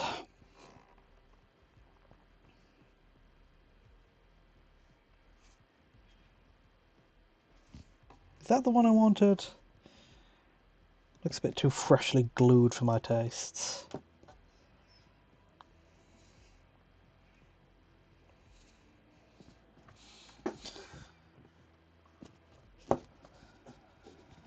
Don't mind me just going a tad crazy.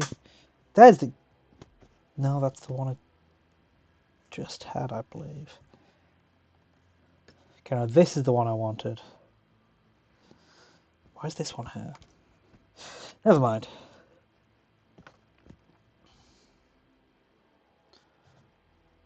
Okay, so...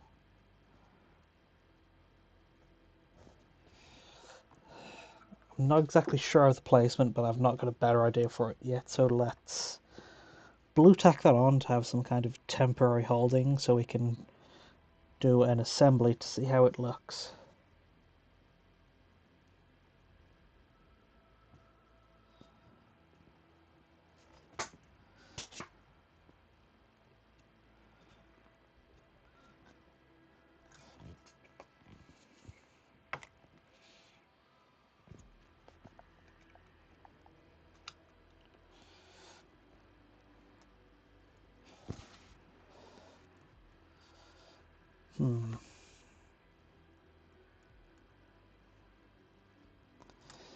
See, I do not like how that looks. The fact that it's on the back of the head is throwing me a little.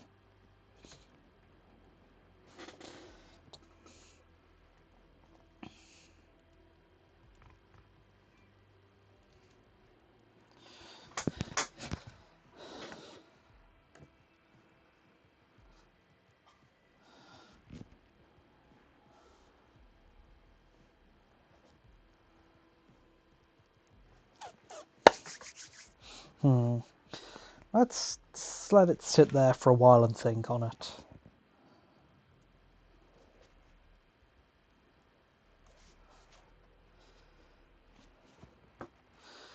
What else is going on?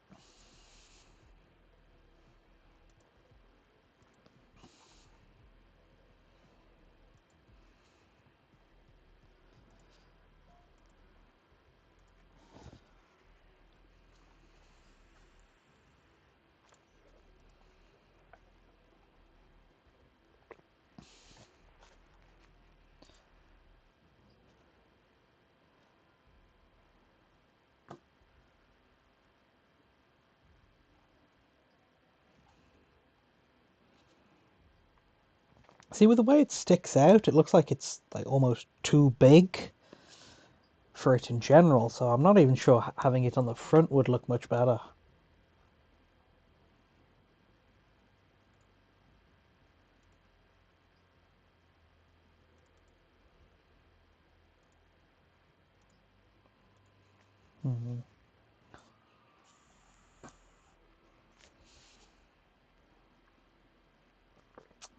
And I don't know, it's too big to sit on the top either.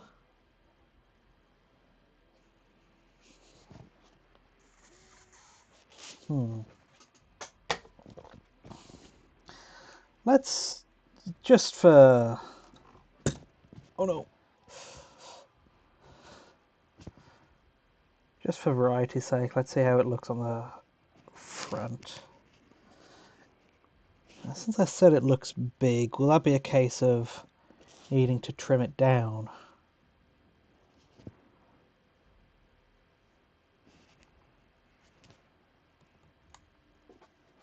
Yeah, it looks like it sticks off the front too much as well.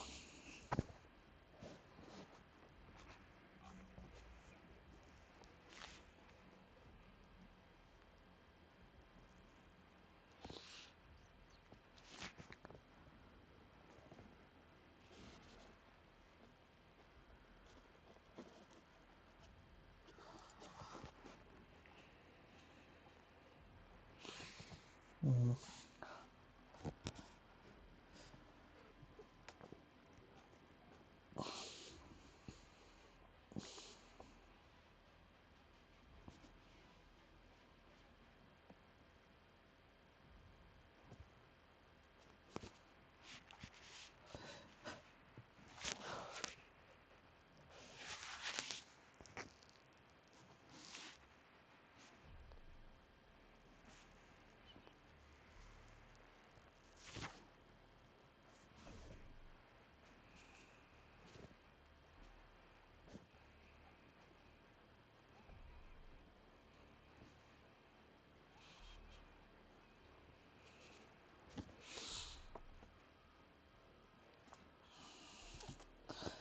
Sitting and contemplating mecha designs.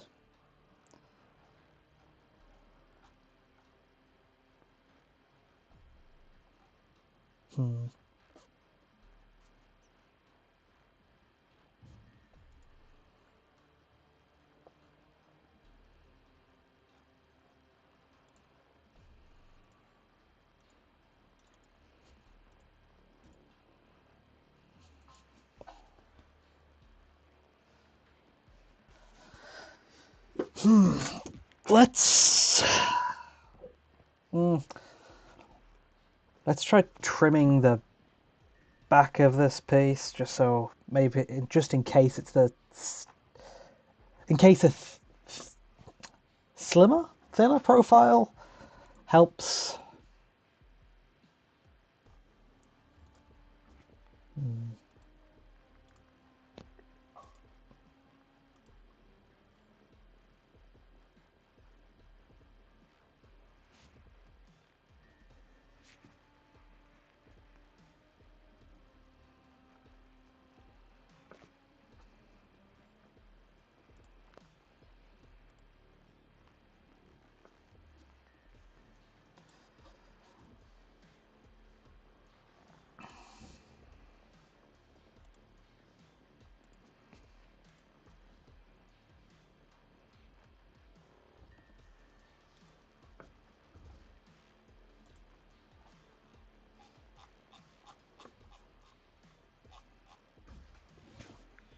Hmm.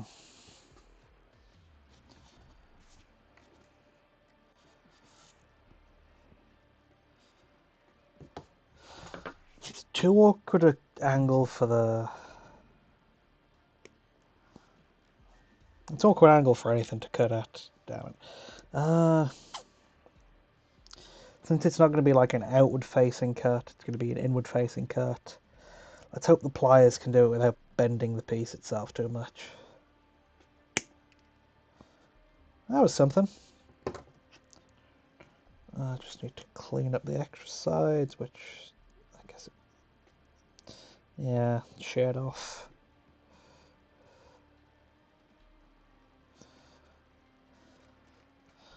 The grenade, damn it, dropped the piece. The grenade launchers, well, the smoke grenade launchers and whatever are a neat addition because I remember a scene from Gundam 0079 Igloo, which is a hell of a reference if you've. Because even if you know Gundam, the Igloo is a bit of a weird one. But that had a scene where Zaku used one of these and it had some anti personnel, like, I don't know, it was like fragmentation or whatever type grenades were in it, and it had a very dramatic scene where it shredded a, like, Jeep thing that was driving around it. But I'd always cemented the detail of that grenade launcher into me from then.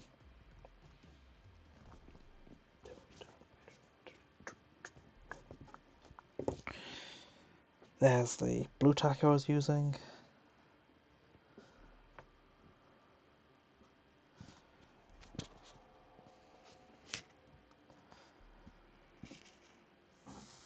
I believe that helped the profile a little.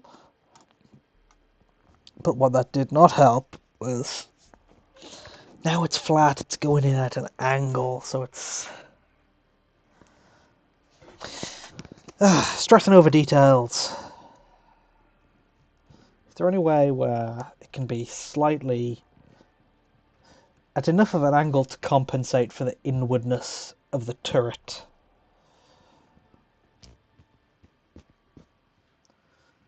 It's these.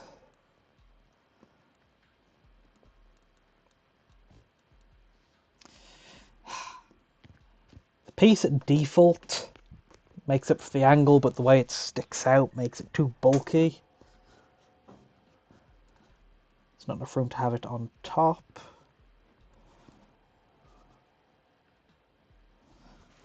Although, now it's slimmed down, having it on the back, it might be able to account for the angle sticking out too much. Account for the angle of the armour, and also now it might not stick out too much because the back armour is angled out.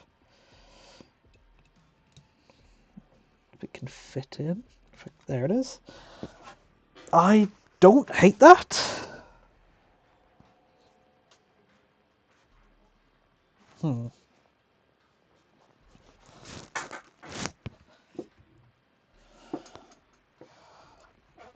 That could work.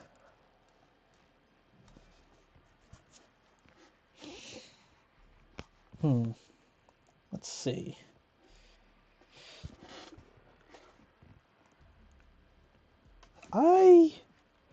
That could work. How does that look?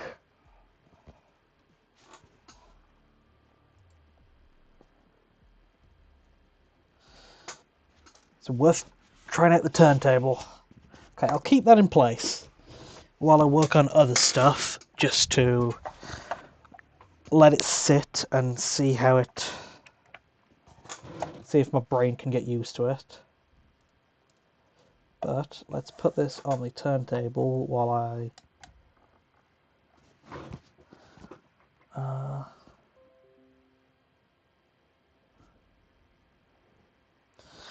work on some other pieces, because that cannon on the chest is something I want to take a look at next. Because if we look at the inspiration Tankhead, it's got one big bulky tube, which this is kind of the closest piece the default Onager has. The other stuff is either like a big plasma gun that sticks out a lot. It does have one big cannon piece, but that sticks out even further, and that already sticks out too much for my liking. So what we're gonna do is we're gonna grab a cannon piece from the Scorpius. Here's one from my existing Scorpius thing, because it's a similar size, but I'll see if I can trim it down a little, because it has a few spots where it looks like it can be trimmed down. And I do have a spare version, if I can only find the other half. So we'll see if we can trim that side down. That's another grenade thing I was looking for earlier. That's more armor panels I was looking for earlier. But we'll see if we can find the other half of that cannon piece and see if we can shorten it to the length we're looking for.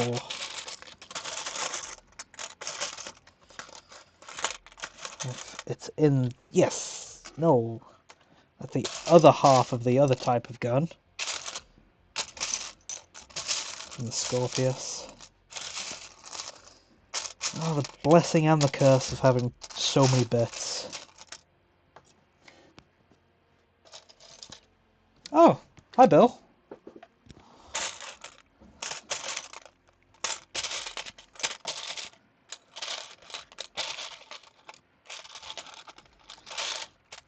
Oh, let's see, where is the exact cannon piece?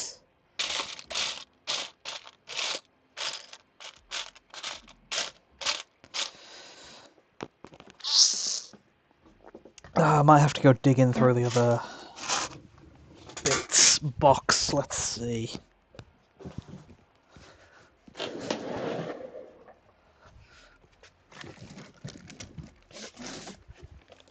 Oh, Oh, that is the Scorpius type of piece I'm looking for.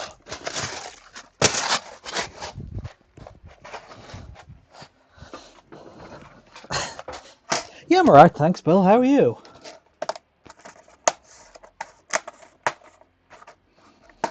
I'm just building some models.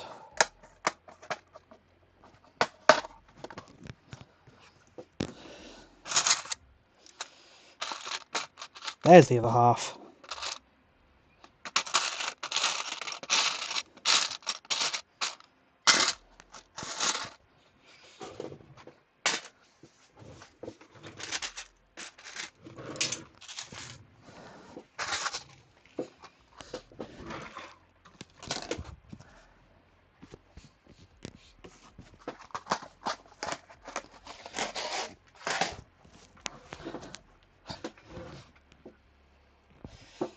Now this does normally come with a bunch of extra handles on the side, which the inspiration piece doesn't have, so I'm not sure how we can do without, because there is the like kind of placeholder for all of them around.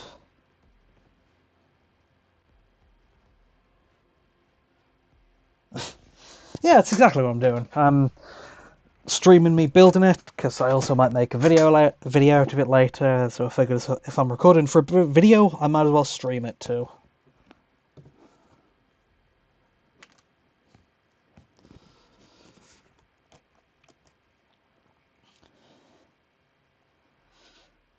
So just to give a brief explanation, you see the like equation in the top right. I'm using two existing kits, the like tank on legs and then the mecha, to try and make the piece below that, which was just a piece of art from an artist I like. And so using those two kits and then also whatever other bits I come across to try and make it. It's called a Tankhead. And I believe, I mean, you might actually know some tank stuff, but it's based on the M3 Grant tank.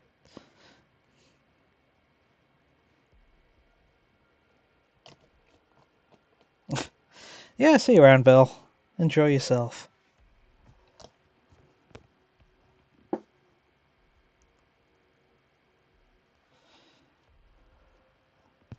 Thanks for dropping by.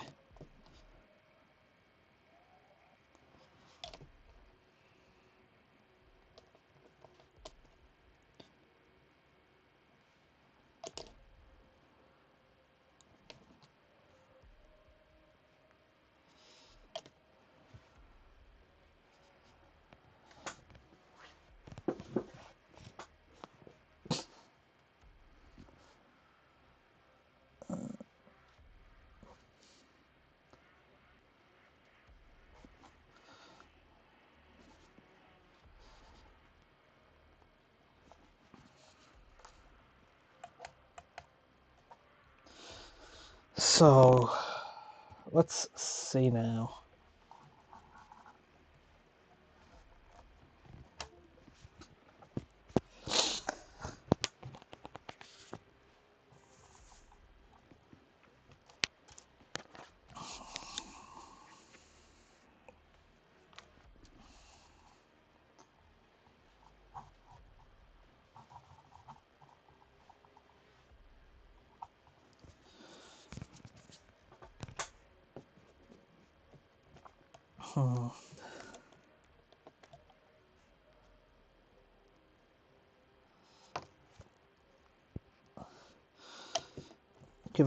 Put enough plastic glue in there to melt the seams, and then I'll come back and clean that up later.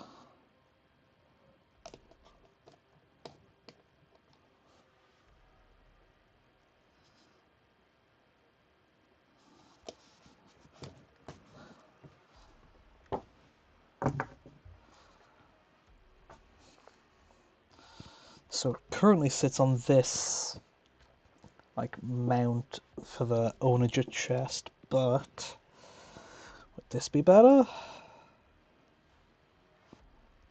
No, it doesn't. line up that well. How about this one? Nope. This one? Honestly, maybe. Hmm.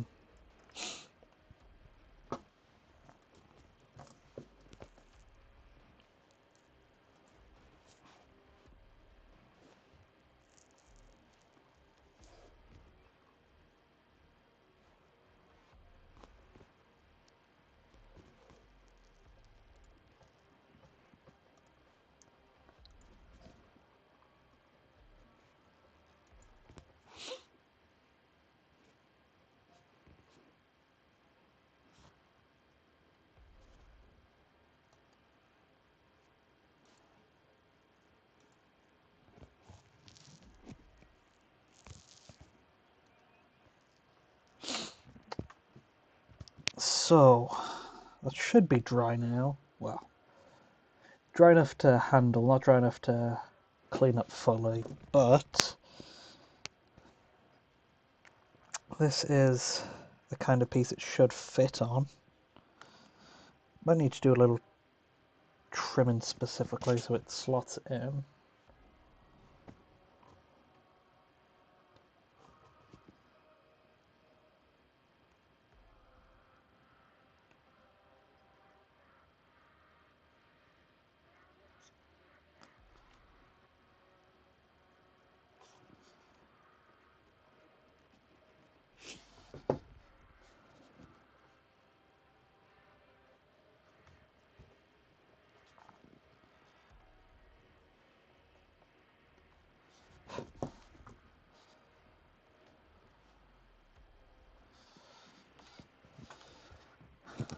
Blue tack that too. Good old attach it, but don't want to do it permanently.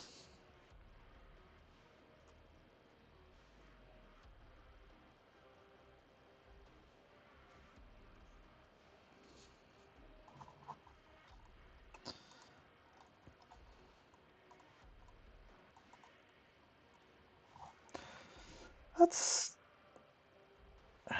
not bad. See, at this point, I've had this sitting on my desk for at least a few weeks, maybe even or might be a month on my desk soon. So that means I've gotten too familiar with it. So any changes look way more drastic to me than they actually are. So I have to start mulling over changes and have it sitting there for a while before it stops looking just wrong to me.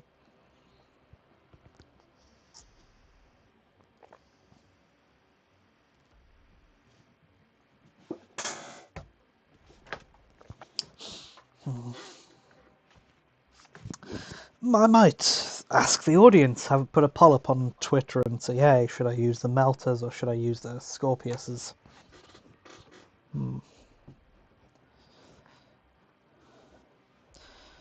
But, I'm not sure what my next steps from here will be. Because I still need to... I've got two main big next step, which is green stuff wires and riveting it. Where it would obviously be making wires out of green stuff using Green Stuff World's wire roller. But that takes that takes at least an hour or two to do because you got to mix it all, you got to roll the shapes into them, you got to leave them to dry so you don't leave your fingerprints all over them while you put them on. Then you actually got to glue them in and put them on. And then the riveting, that's something I've only done once or twice before, but with the arm panels, I made a armor panel to for an example earlier, so I can example rivet, and it'll also work rather well because I need to practice riveting as well to get back used to it. Anyway, riveting is the point where you put rivets in armor. There are a few different methods I tried. None of them I did last time were very good, but I did hear of a different method, which I did get the stuff for. These are tiny ball bearings. I believe they're 1 millimeter in diameter at their largest, which seems exactly the kind of shape I need. Because this model, the onager part of the model is already riveted. Like you can see, it's on the edges of the cab there. There's the tiny dots where the armour was like bolted together. And so for the armour I've made out of plasticard, to help have that match the rest of the model, and also just detail it so it's not flat all over, I'm going to rivet it. And so to do that, I'm going to drill little indents into specific areas at like set distances from each other. 1, 2, 3, 4, 5, 6, 7, 8, 9, 10. Barely any deep in, just deep enough to have the ball bear, just deep enough so the ball bearing has somewhere to sit. 1, 2, 3, 4, 5, 6, 7, 8, 9, 10.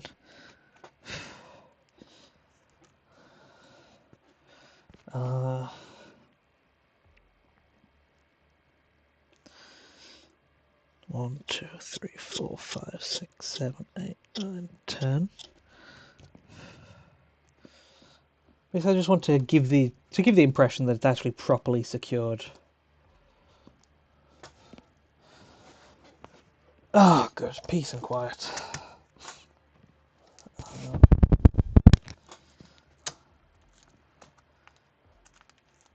No, actually.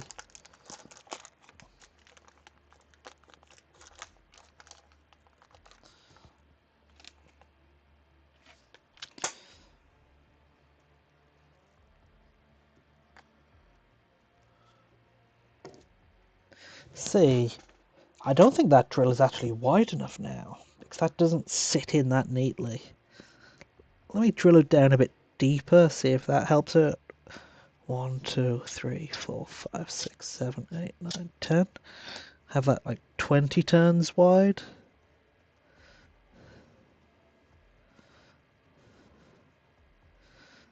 No, I need to find a new drill bit to fit the ball bearings precisely.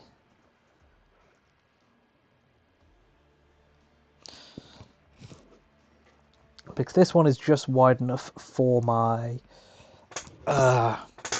paper clips, but it is not wide enough for the ball bearings. So here's my little box of hand drill bits. I need to get one like barely bigger than this.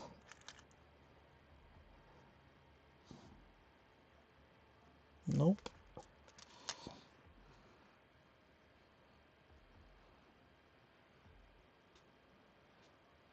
Yes.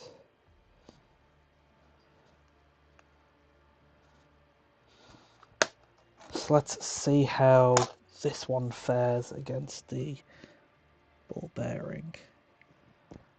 Size-wise, it looks a tad bigger, but we will see. Good thing I got this test piece out, test panel.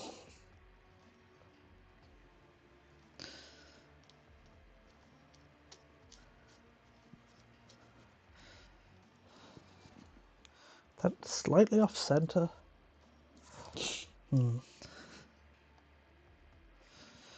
1, 2, 3, 4, 5.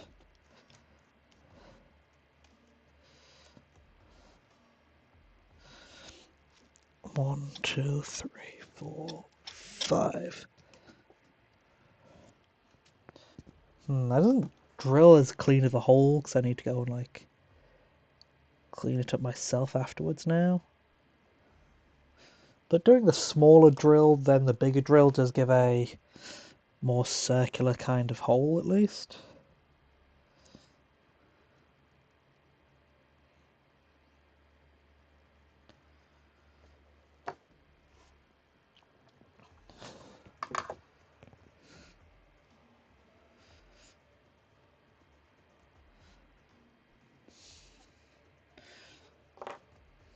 Let's drill a bit deeper with it. 1, 2, 3, 4, 5, 6, 7, 8, 9, 10. No, that hasn't gone through, just to double check.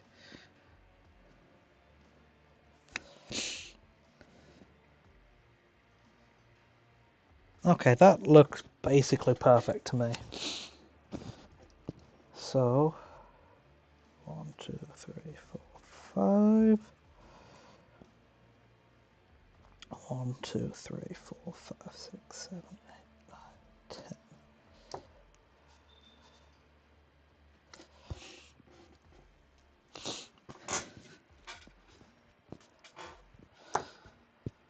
Okay, so then I need to get... There it is. This is a base I have to just drop glue on, because sometimes I need less than the amount that comes out this tip.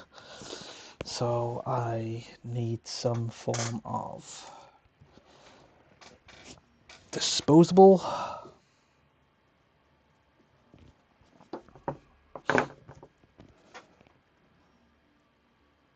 So I'll cut this paper clip in half. I will put a dollop of glue on the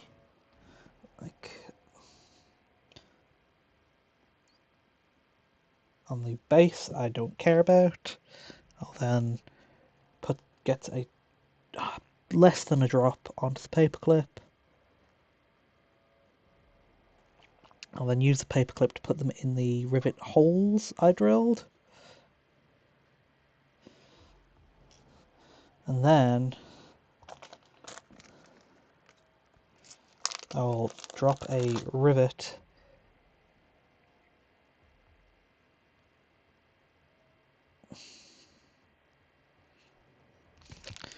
into the holes.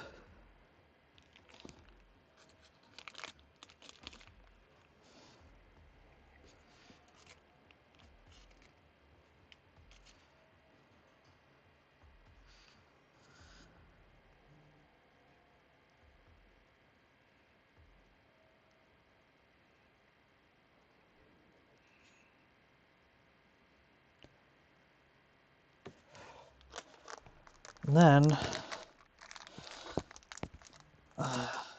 just practicing riveting.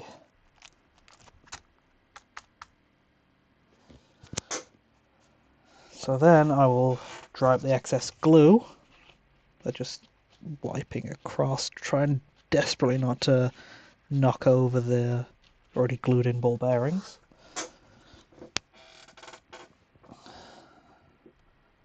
Again, this is all such precise work, the camera doesn't pick it up well, but that is riveting some armor panels.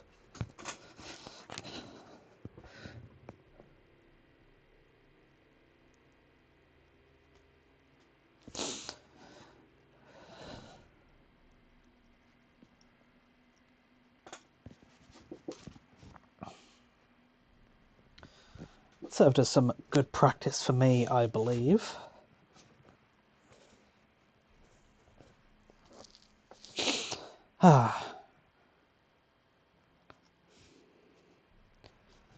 Now that is done with, let's need to fight back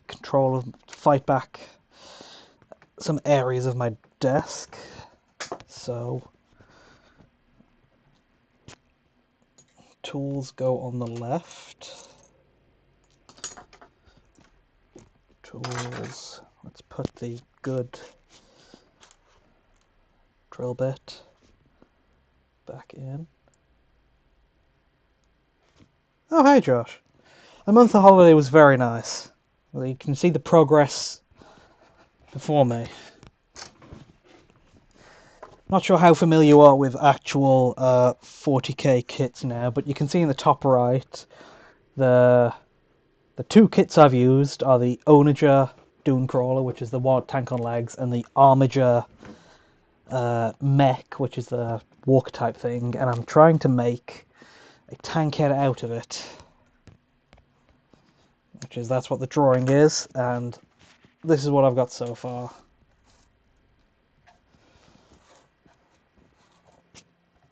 Thank you. I have assembled it.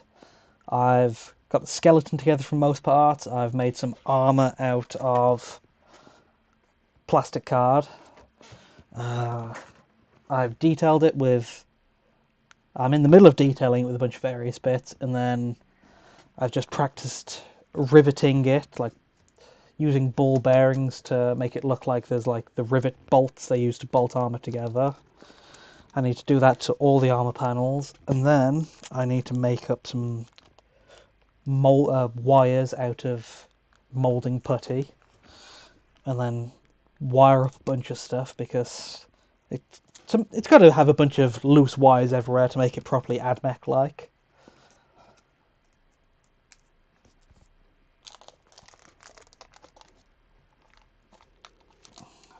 Aside from that, I think I'm just currently trying to decide on what exact weapons to use.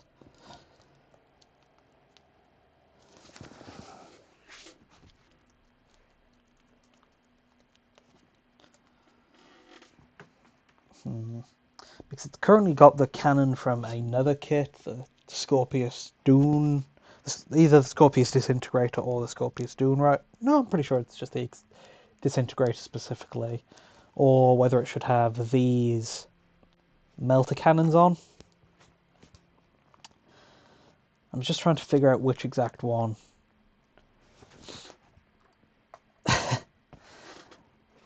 I wish, but I'm specifically trying to make it look like this so far.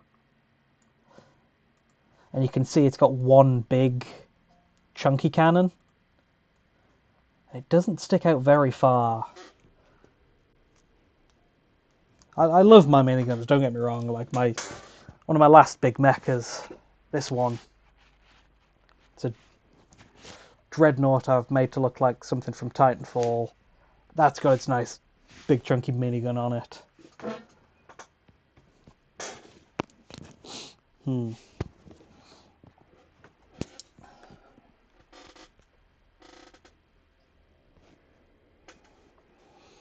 But I need some big stubby cannon for this thing I'm going for currently.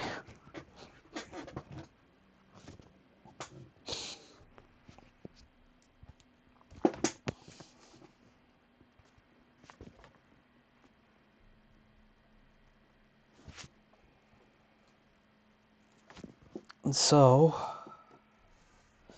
I'm wondering how exactly to get that kind of stubby cannon look, because that's a kind of close thing, but it sticks out too much. So I'm going to see where I can trim that part down to get it more like how I want it to look.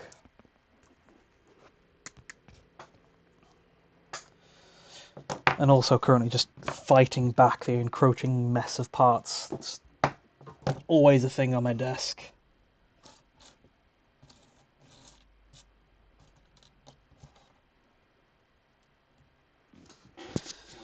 What are you up to, Josh? You still last we were going about you're doing a bunch of decals.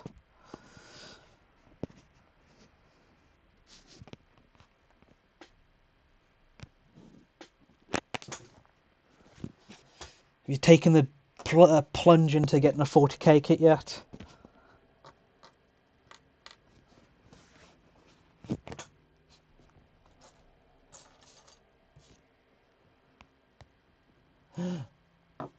Baldur's Gate 3, yeah. Yeah, that's still going on. There's huge. Ooh, what's in the huge order?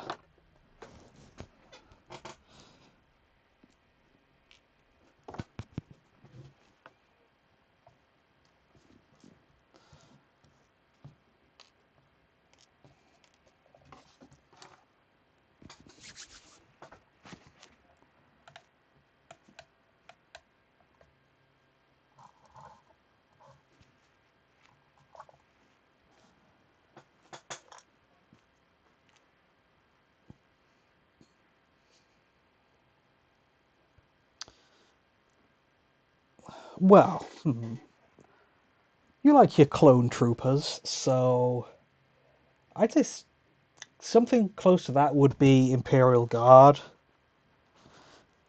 Because that gets you your army feel. You got a few elite options to choose from to more match. I don't know. You don't want. You could get 3D printed stuff to just just make Imperial Guard clone troopers, but there are some similar vibes you could go for. Like you might go for like Scions or Kassakin, which are more like elite type of trooper and look a bit cooler.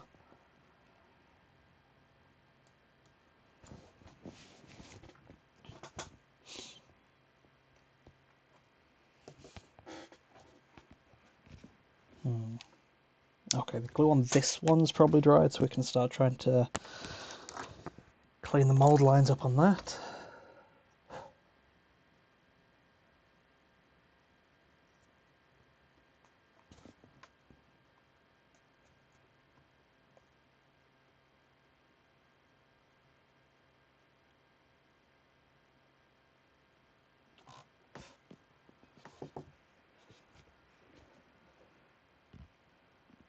But sometimes to help find one that really draws you in, you need to get into it.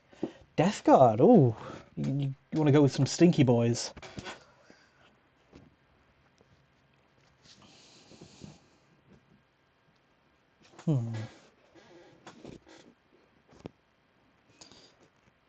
There's lots of ways you can see Death Guard, but most of the time you're fighting against them.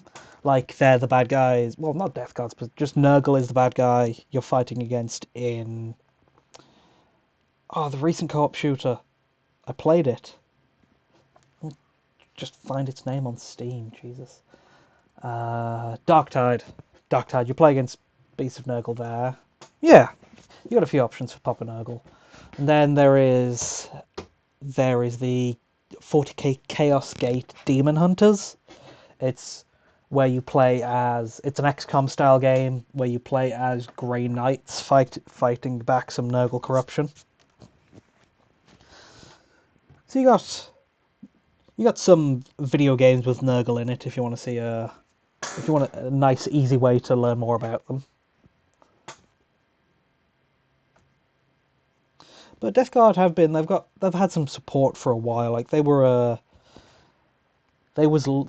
had like a launch box as an army like a few editions back, so they've gotten a lot of support. It's like some of the Chaos Space Marines still don't have a full like unique models yet. You refuse to fight Papa Nurgle. Okay. If you want to be that fussy. There are not Death Guard, but Nurgle specifically. You can play as him in the game. All right, let's catch you around as well. See you in 2 days. I'm sure you can catch me up on everything I've missed.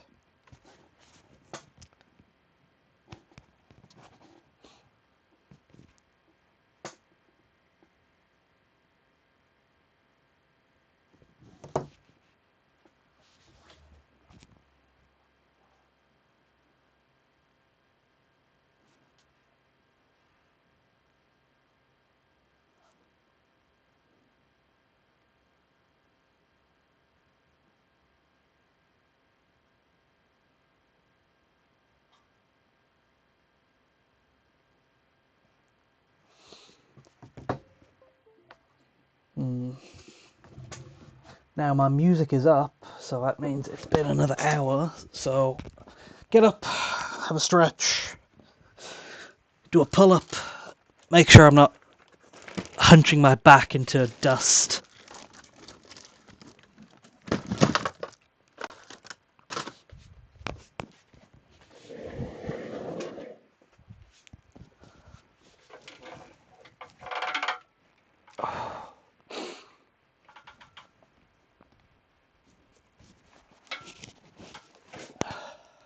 Okay, it's not bad. And while I'm at it, I'm gonna go refill my water. I'll be back in a minute.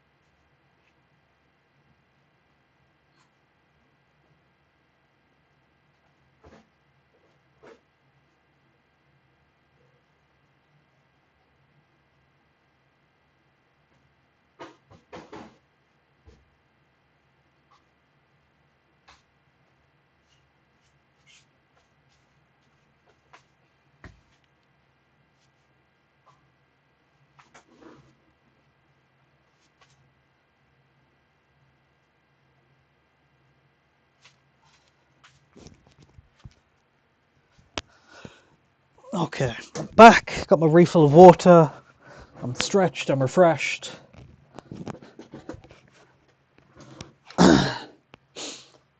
Let's see how. Let's see what we can do next. Hmm.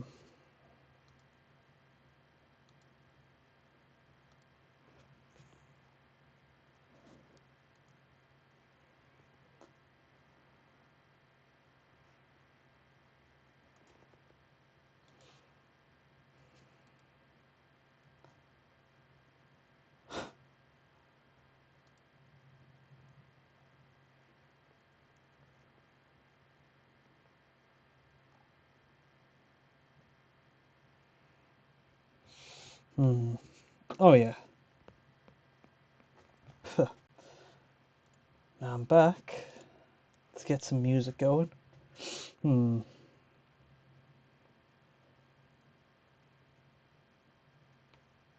Do I go for another round of Admac?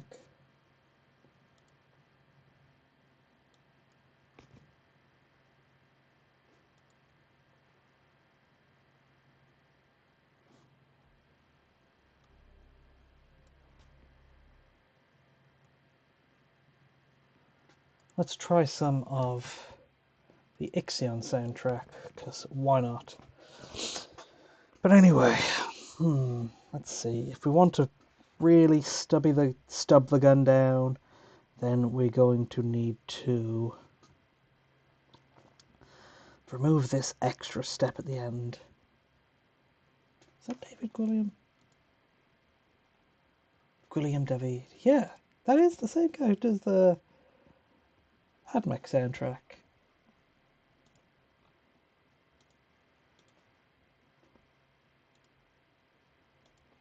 Damn, I might have to look into this Ixion game. Just don't tell me it's a 4X or anything.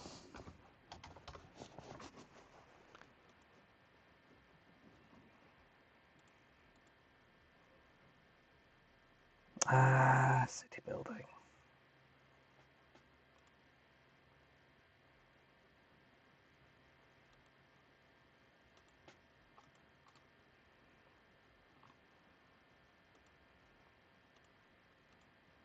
Ah, well. It's some good music at least.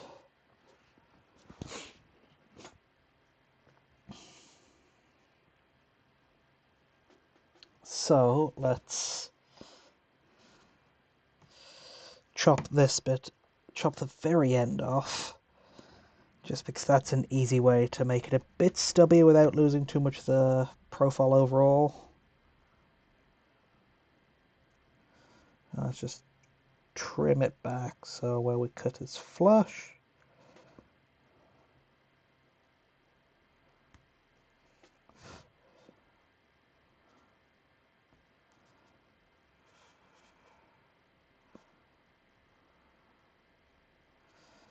I don't like having to, because you see this, let's see where I am. You see how this extra strut on the top is loose?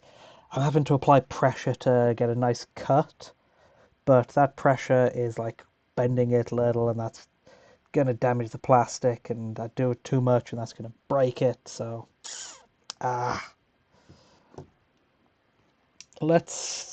where's my file? There it is. Let's just try to get it smooth.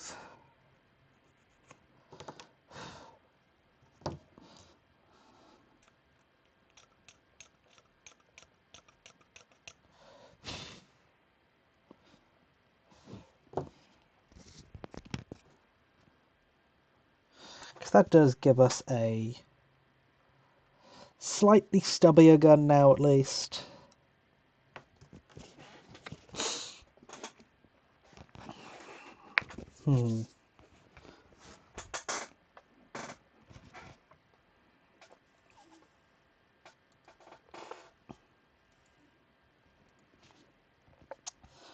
But with that, what else can I do? What else can I do? What else can I do?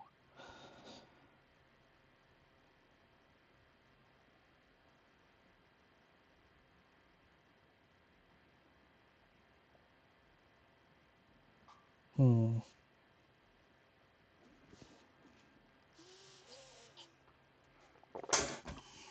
What can I put in those elbow holes?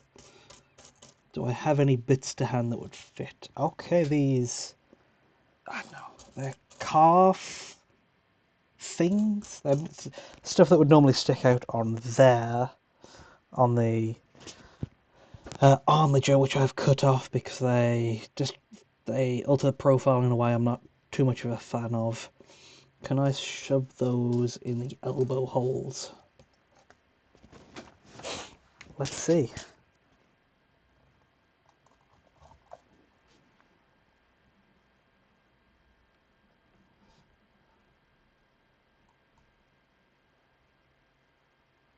I can, and they fit kind of well.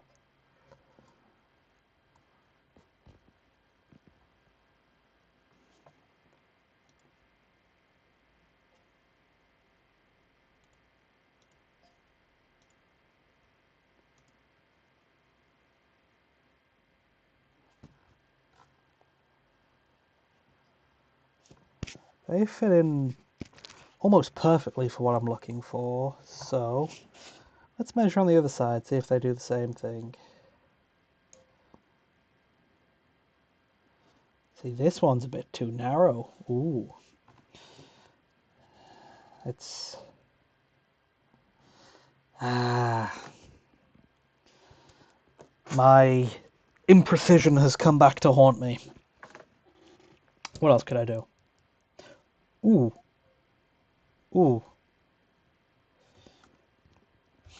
There's something else I could do now that the shoulders are glued in.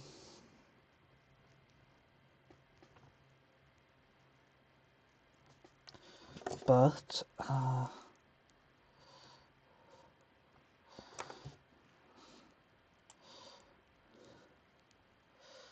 can I just cheekily...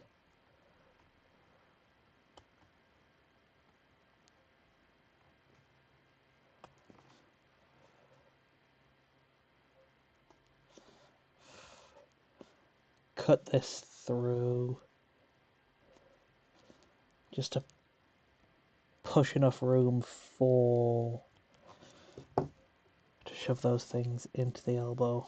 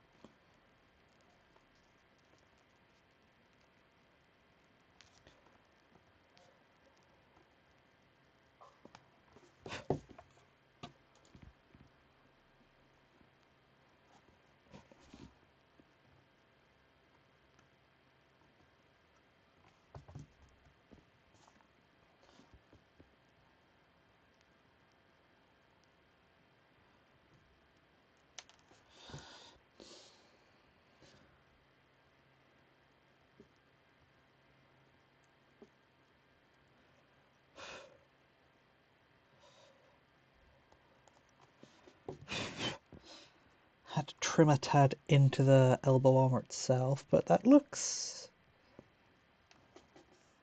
Let's see how far in it goes in on the other side before it hits something.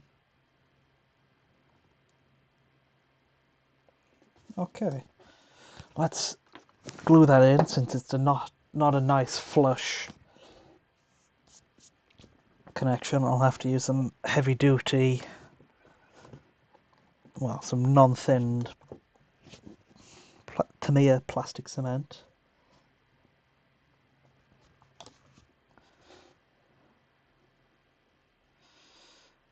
That goes in.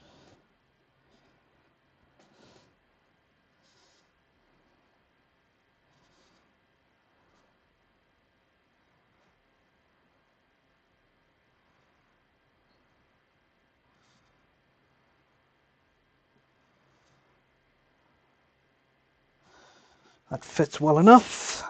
And how far in can this fit before I need to do a tad more trimming? Needs to fit in a bit more.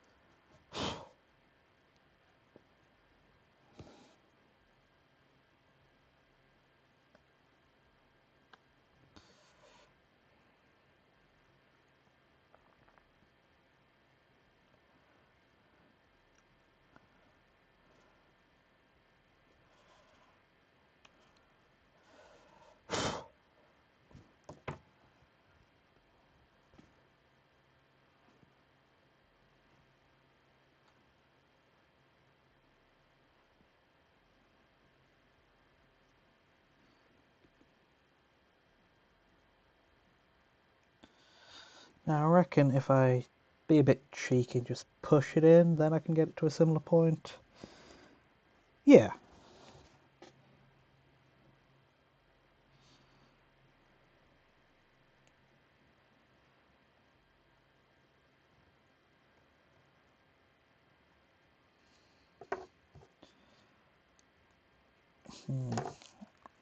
I might need to actually drill to try and get the exact amount I need cut back.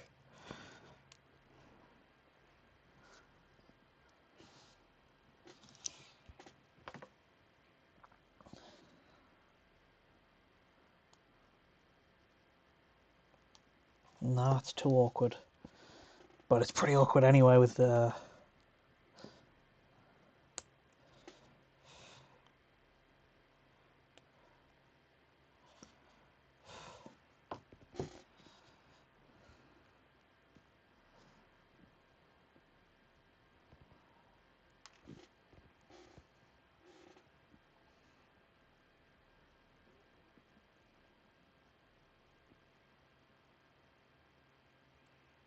That is good enough.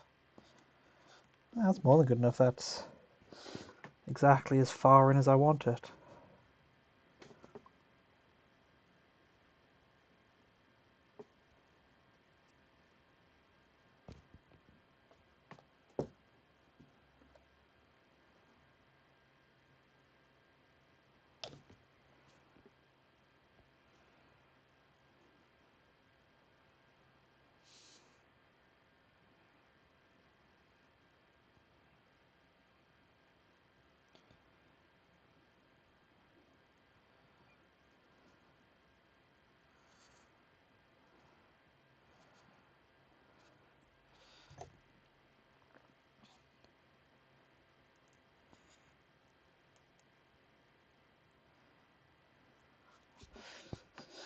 Okay, yeah. And now that's in, just gonna put some glue around all the places it touches, just to try and get a bit more of a secure connection.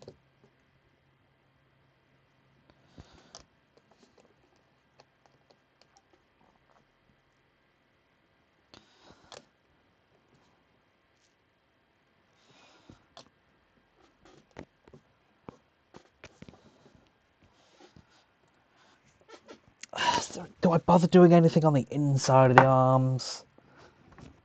Let's see. What does the inspiration Tankhead do? That's not the inspiration Tankhead. That's the inspiration Tankhead. And we cannot see the inner arms. I'm gonna be lazy and just go. The inner arms don't matter too much. But what can we do? What else can we do? Can we do something on the... I've already got something sticking out there. Deciding, thinking, contemplating.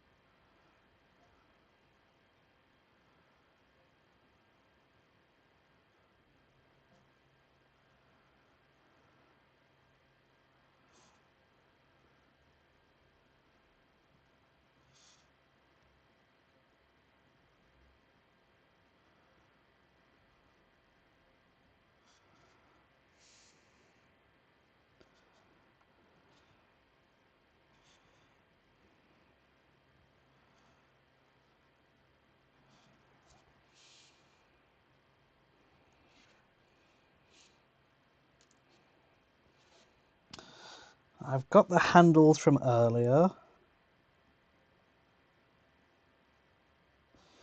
That's a bit too big. What about this one?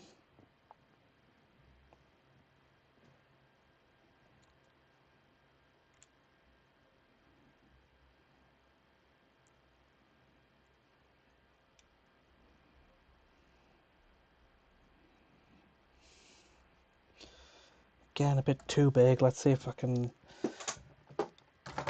grab my pliers to smallen them. Oh, just a heads up, I do need to probably call it in 15 minutes or so.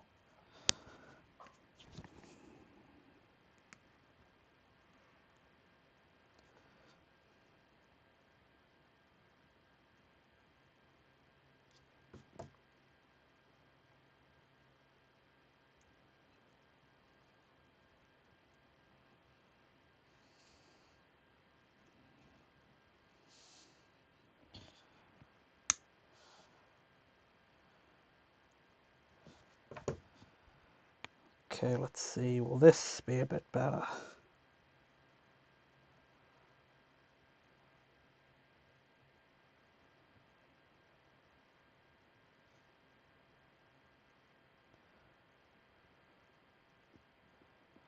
Let's see, what does the inspiration Tankhead look like? It does it on the other side, but...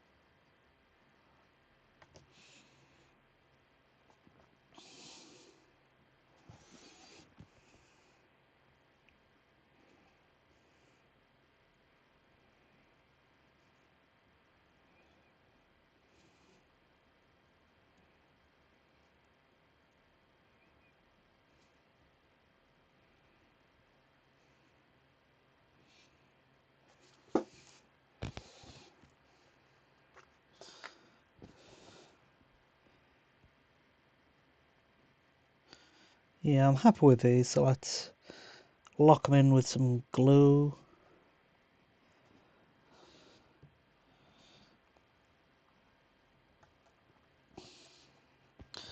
And do the same on the opposite side.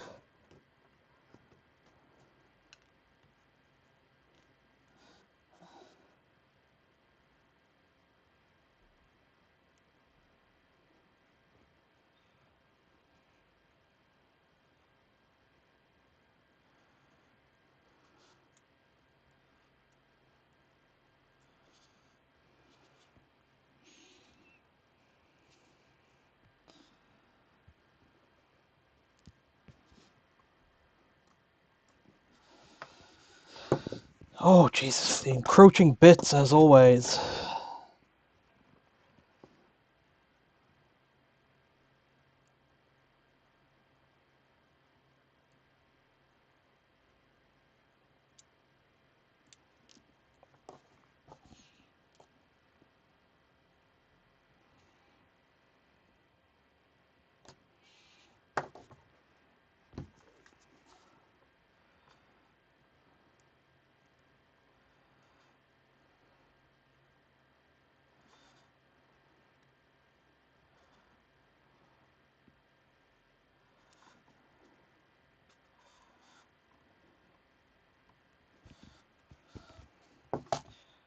Where's my other set of pliers to get a good grip on it?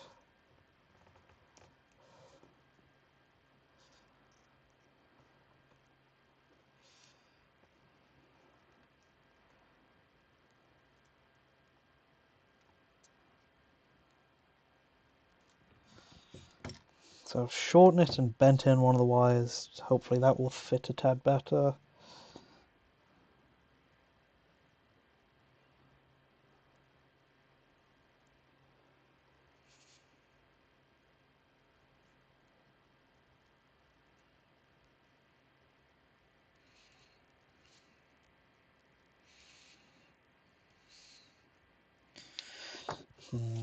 Need to trim that a bit just so it can actually properly fit in flush.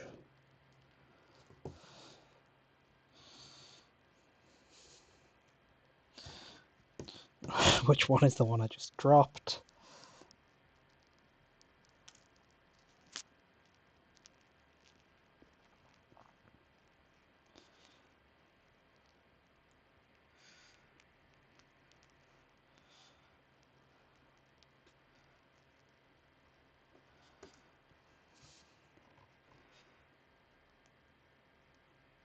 Fuck.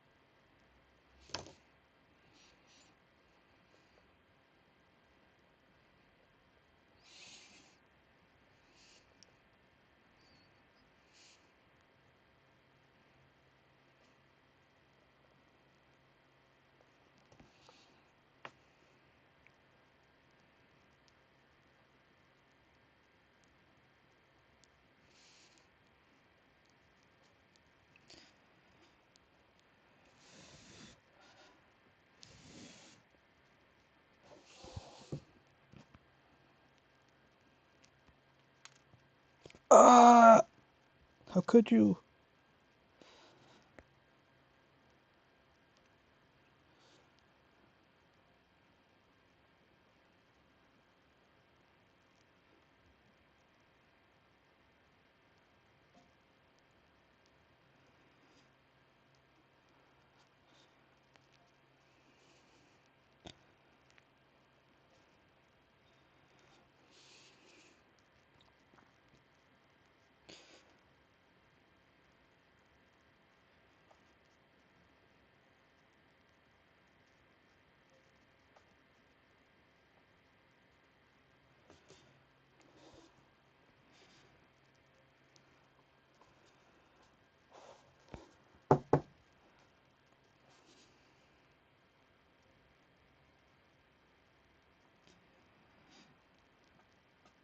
Please say that's enough glue. Oh, that did not go that well. Oh well.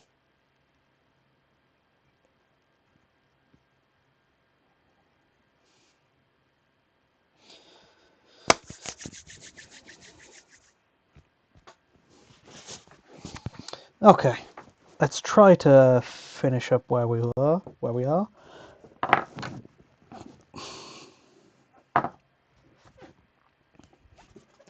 That's the forearms kind of detailed. Some of the head. Yeah, I'm locking in the head.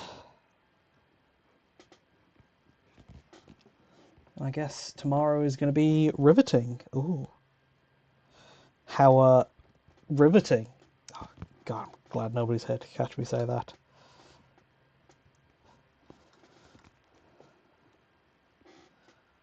Okay, so yes, now that it has sat there for some time, I'm happy with the look of the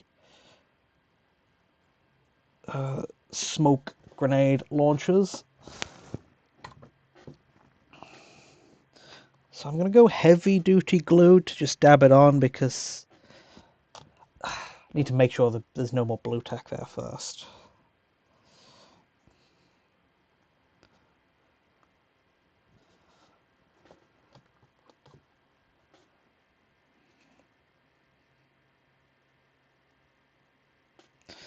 Because it is dodgy plastic, it's been scuffed up and torn quite a bit, so I want that glue to really soak in there to soften it up. So I can glue it on.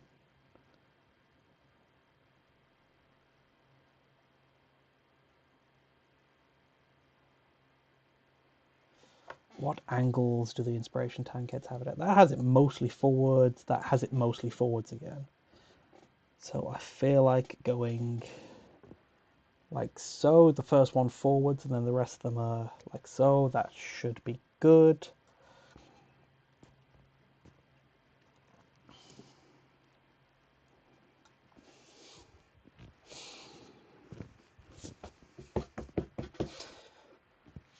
Okay.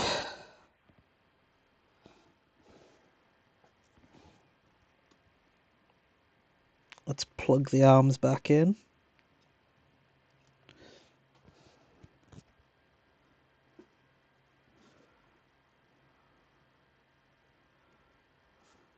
Oh, while we're here, now the arms are glued in, grabbed some of my another go-to favorite piece of mine, the Onager foot pad supports. What does the piece look like fresh? This is what the piece looks like fresh. You can see I've just cut the top part of it off. And I was looking at what some of the Onager shoulders, some of the Tankhead shoulder joints look like. Not in that one, but in that one specifically, you can see there is this kind of thing covering the top of the shoulder. And I thought that looks good from a, I don't know, mechanical perspective. It looks like something you can use to adjust the angle at which the shoulder sticks out. So I cut some of these short, and I think they will look great put over the shoulder. Let's get the Tankhead out of the way. I think they will look great put over the shoulder like so. Would help if I could actually put them in, then get... would help if I could actually put them in, then get out of the camera's way. But it is finicky, because it is a small piece, and it wants to stick to the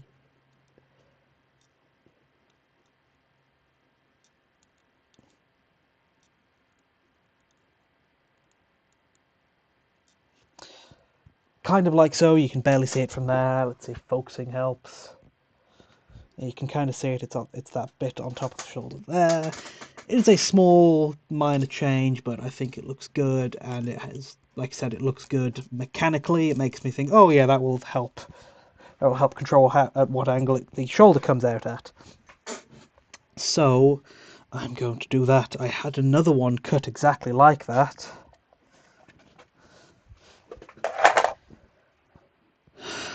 If I could only find it right now. There it is.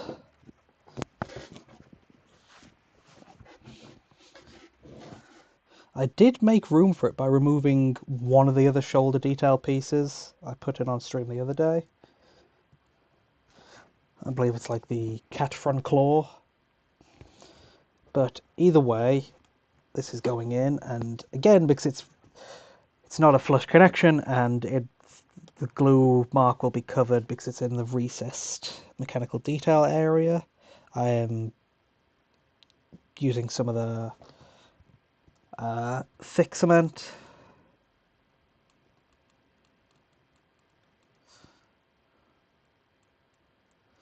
just to get it in place. Then I'm going to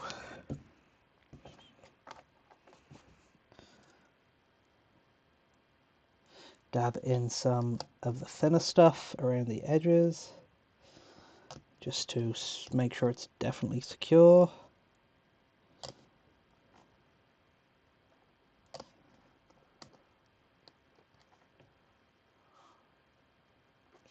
And then I'm going to do the same on the other side.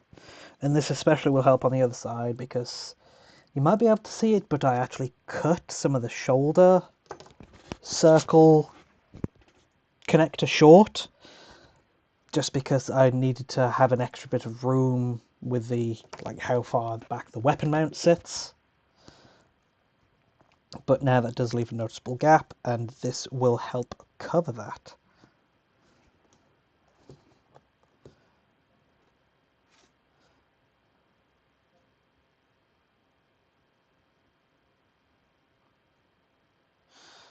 So let's match that on the other side. A bit wobbly. Come on, get in there.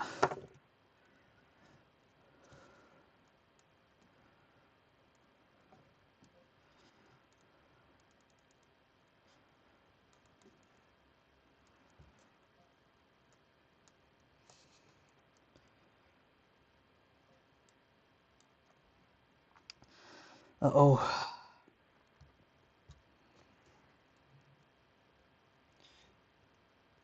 It's not sitting in exactly as well. Just because there is a slight difference in how stuff is placed. But I am again going to rely on my excuse of you'll never see both of these sides at the same time. So that's going to be good enough.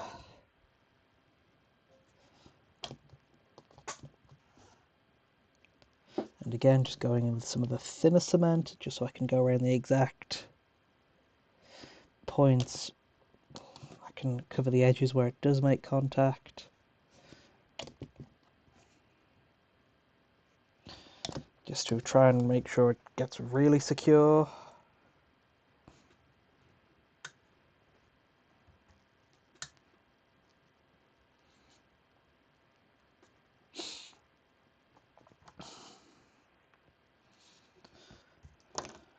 Okay, and as part of our tidying up, which we should be getting back to finally,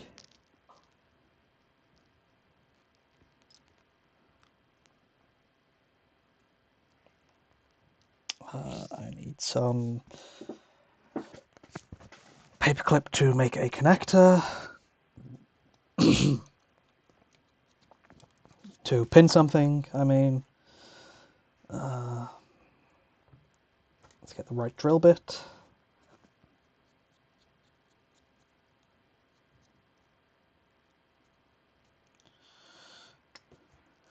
Actually, does this even need a drill bit? No, it's...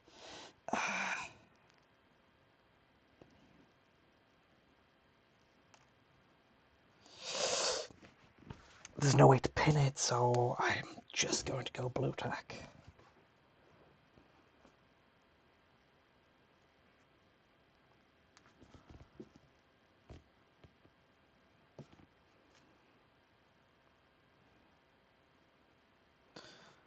It's not great, but whatever works.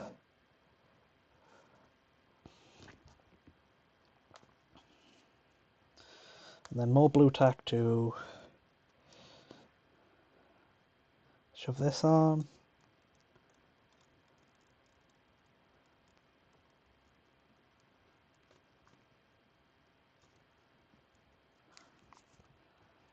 And then that is, I think, how we'll leave it for today. Thank you very much for showing up.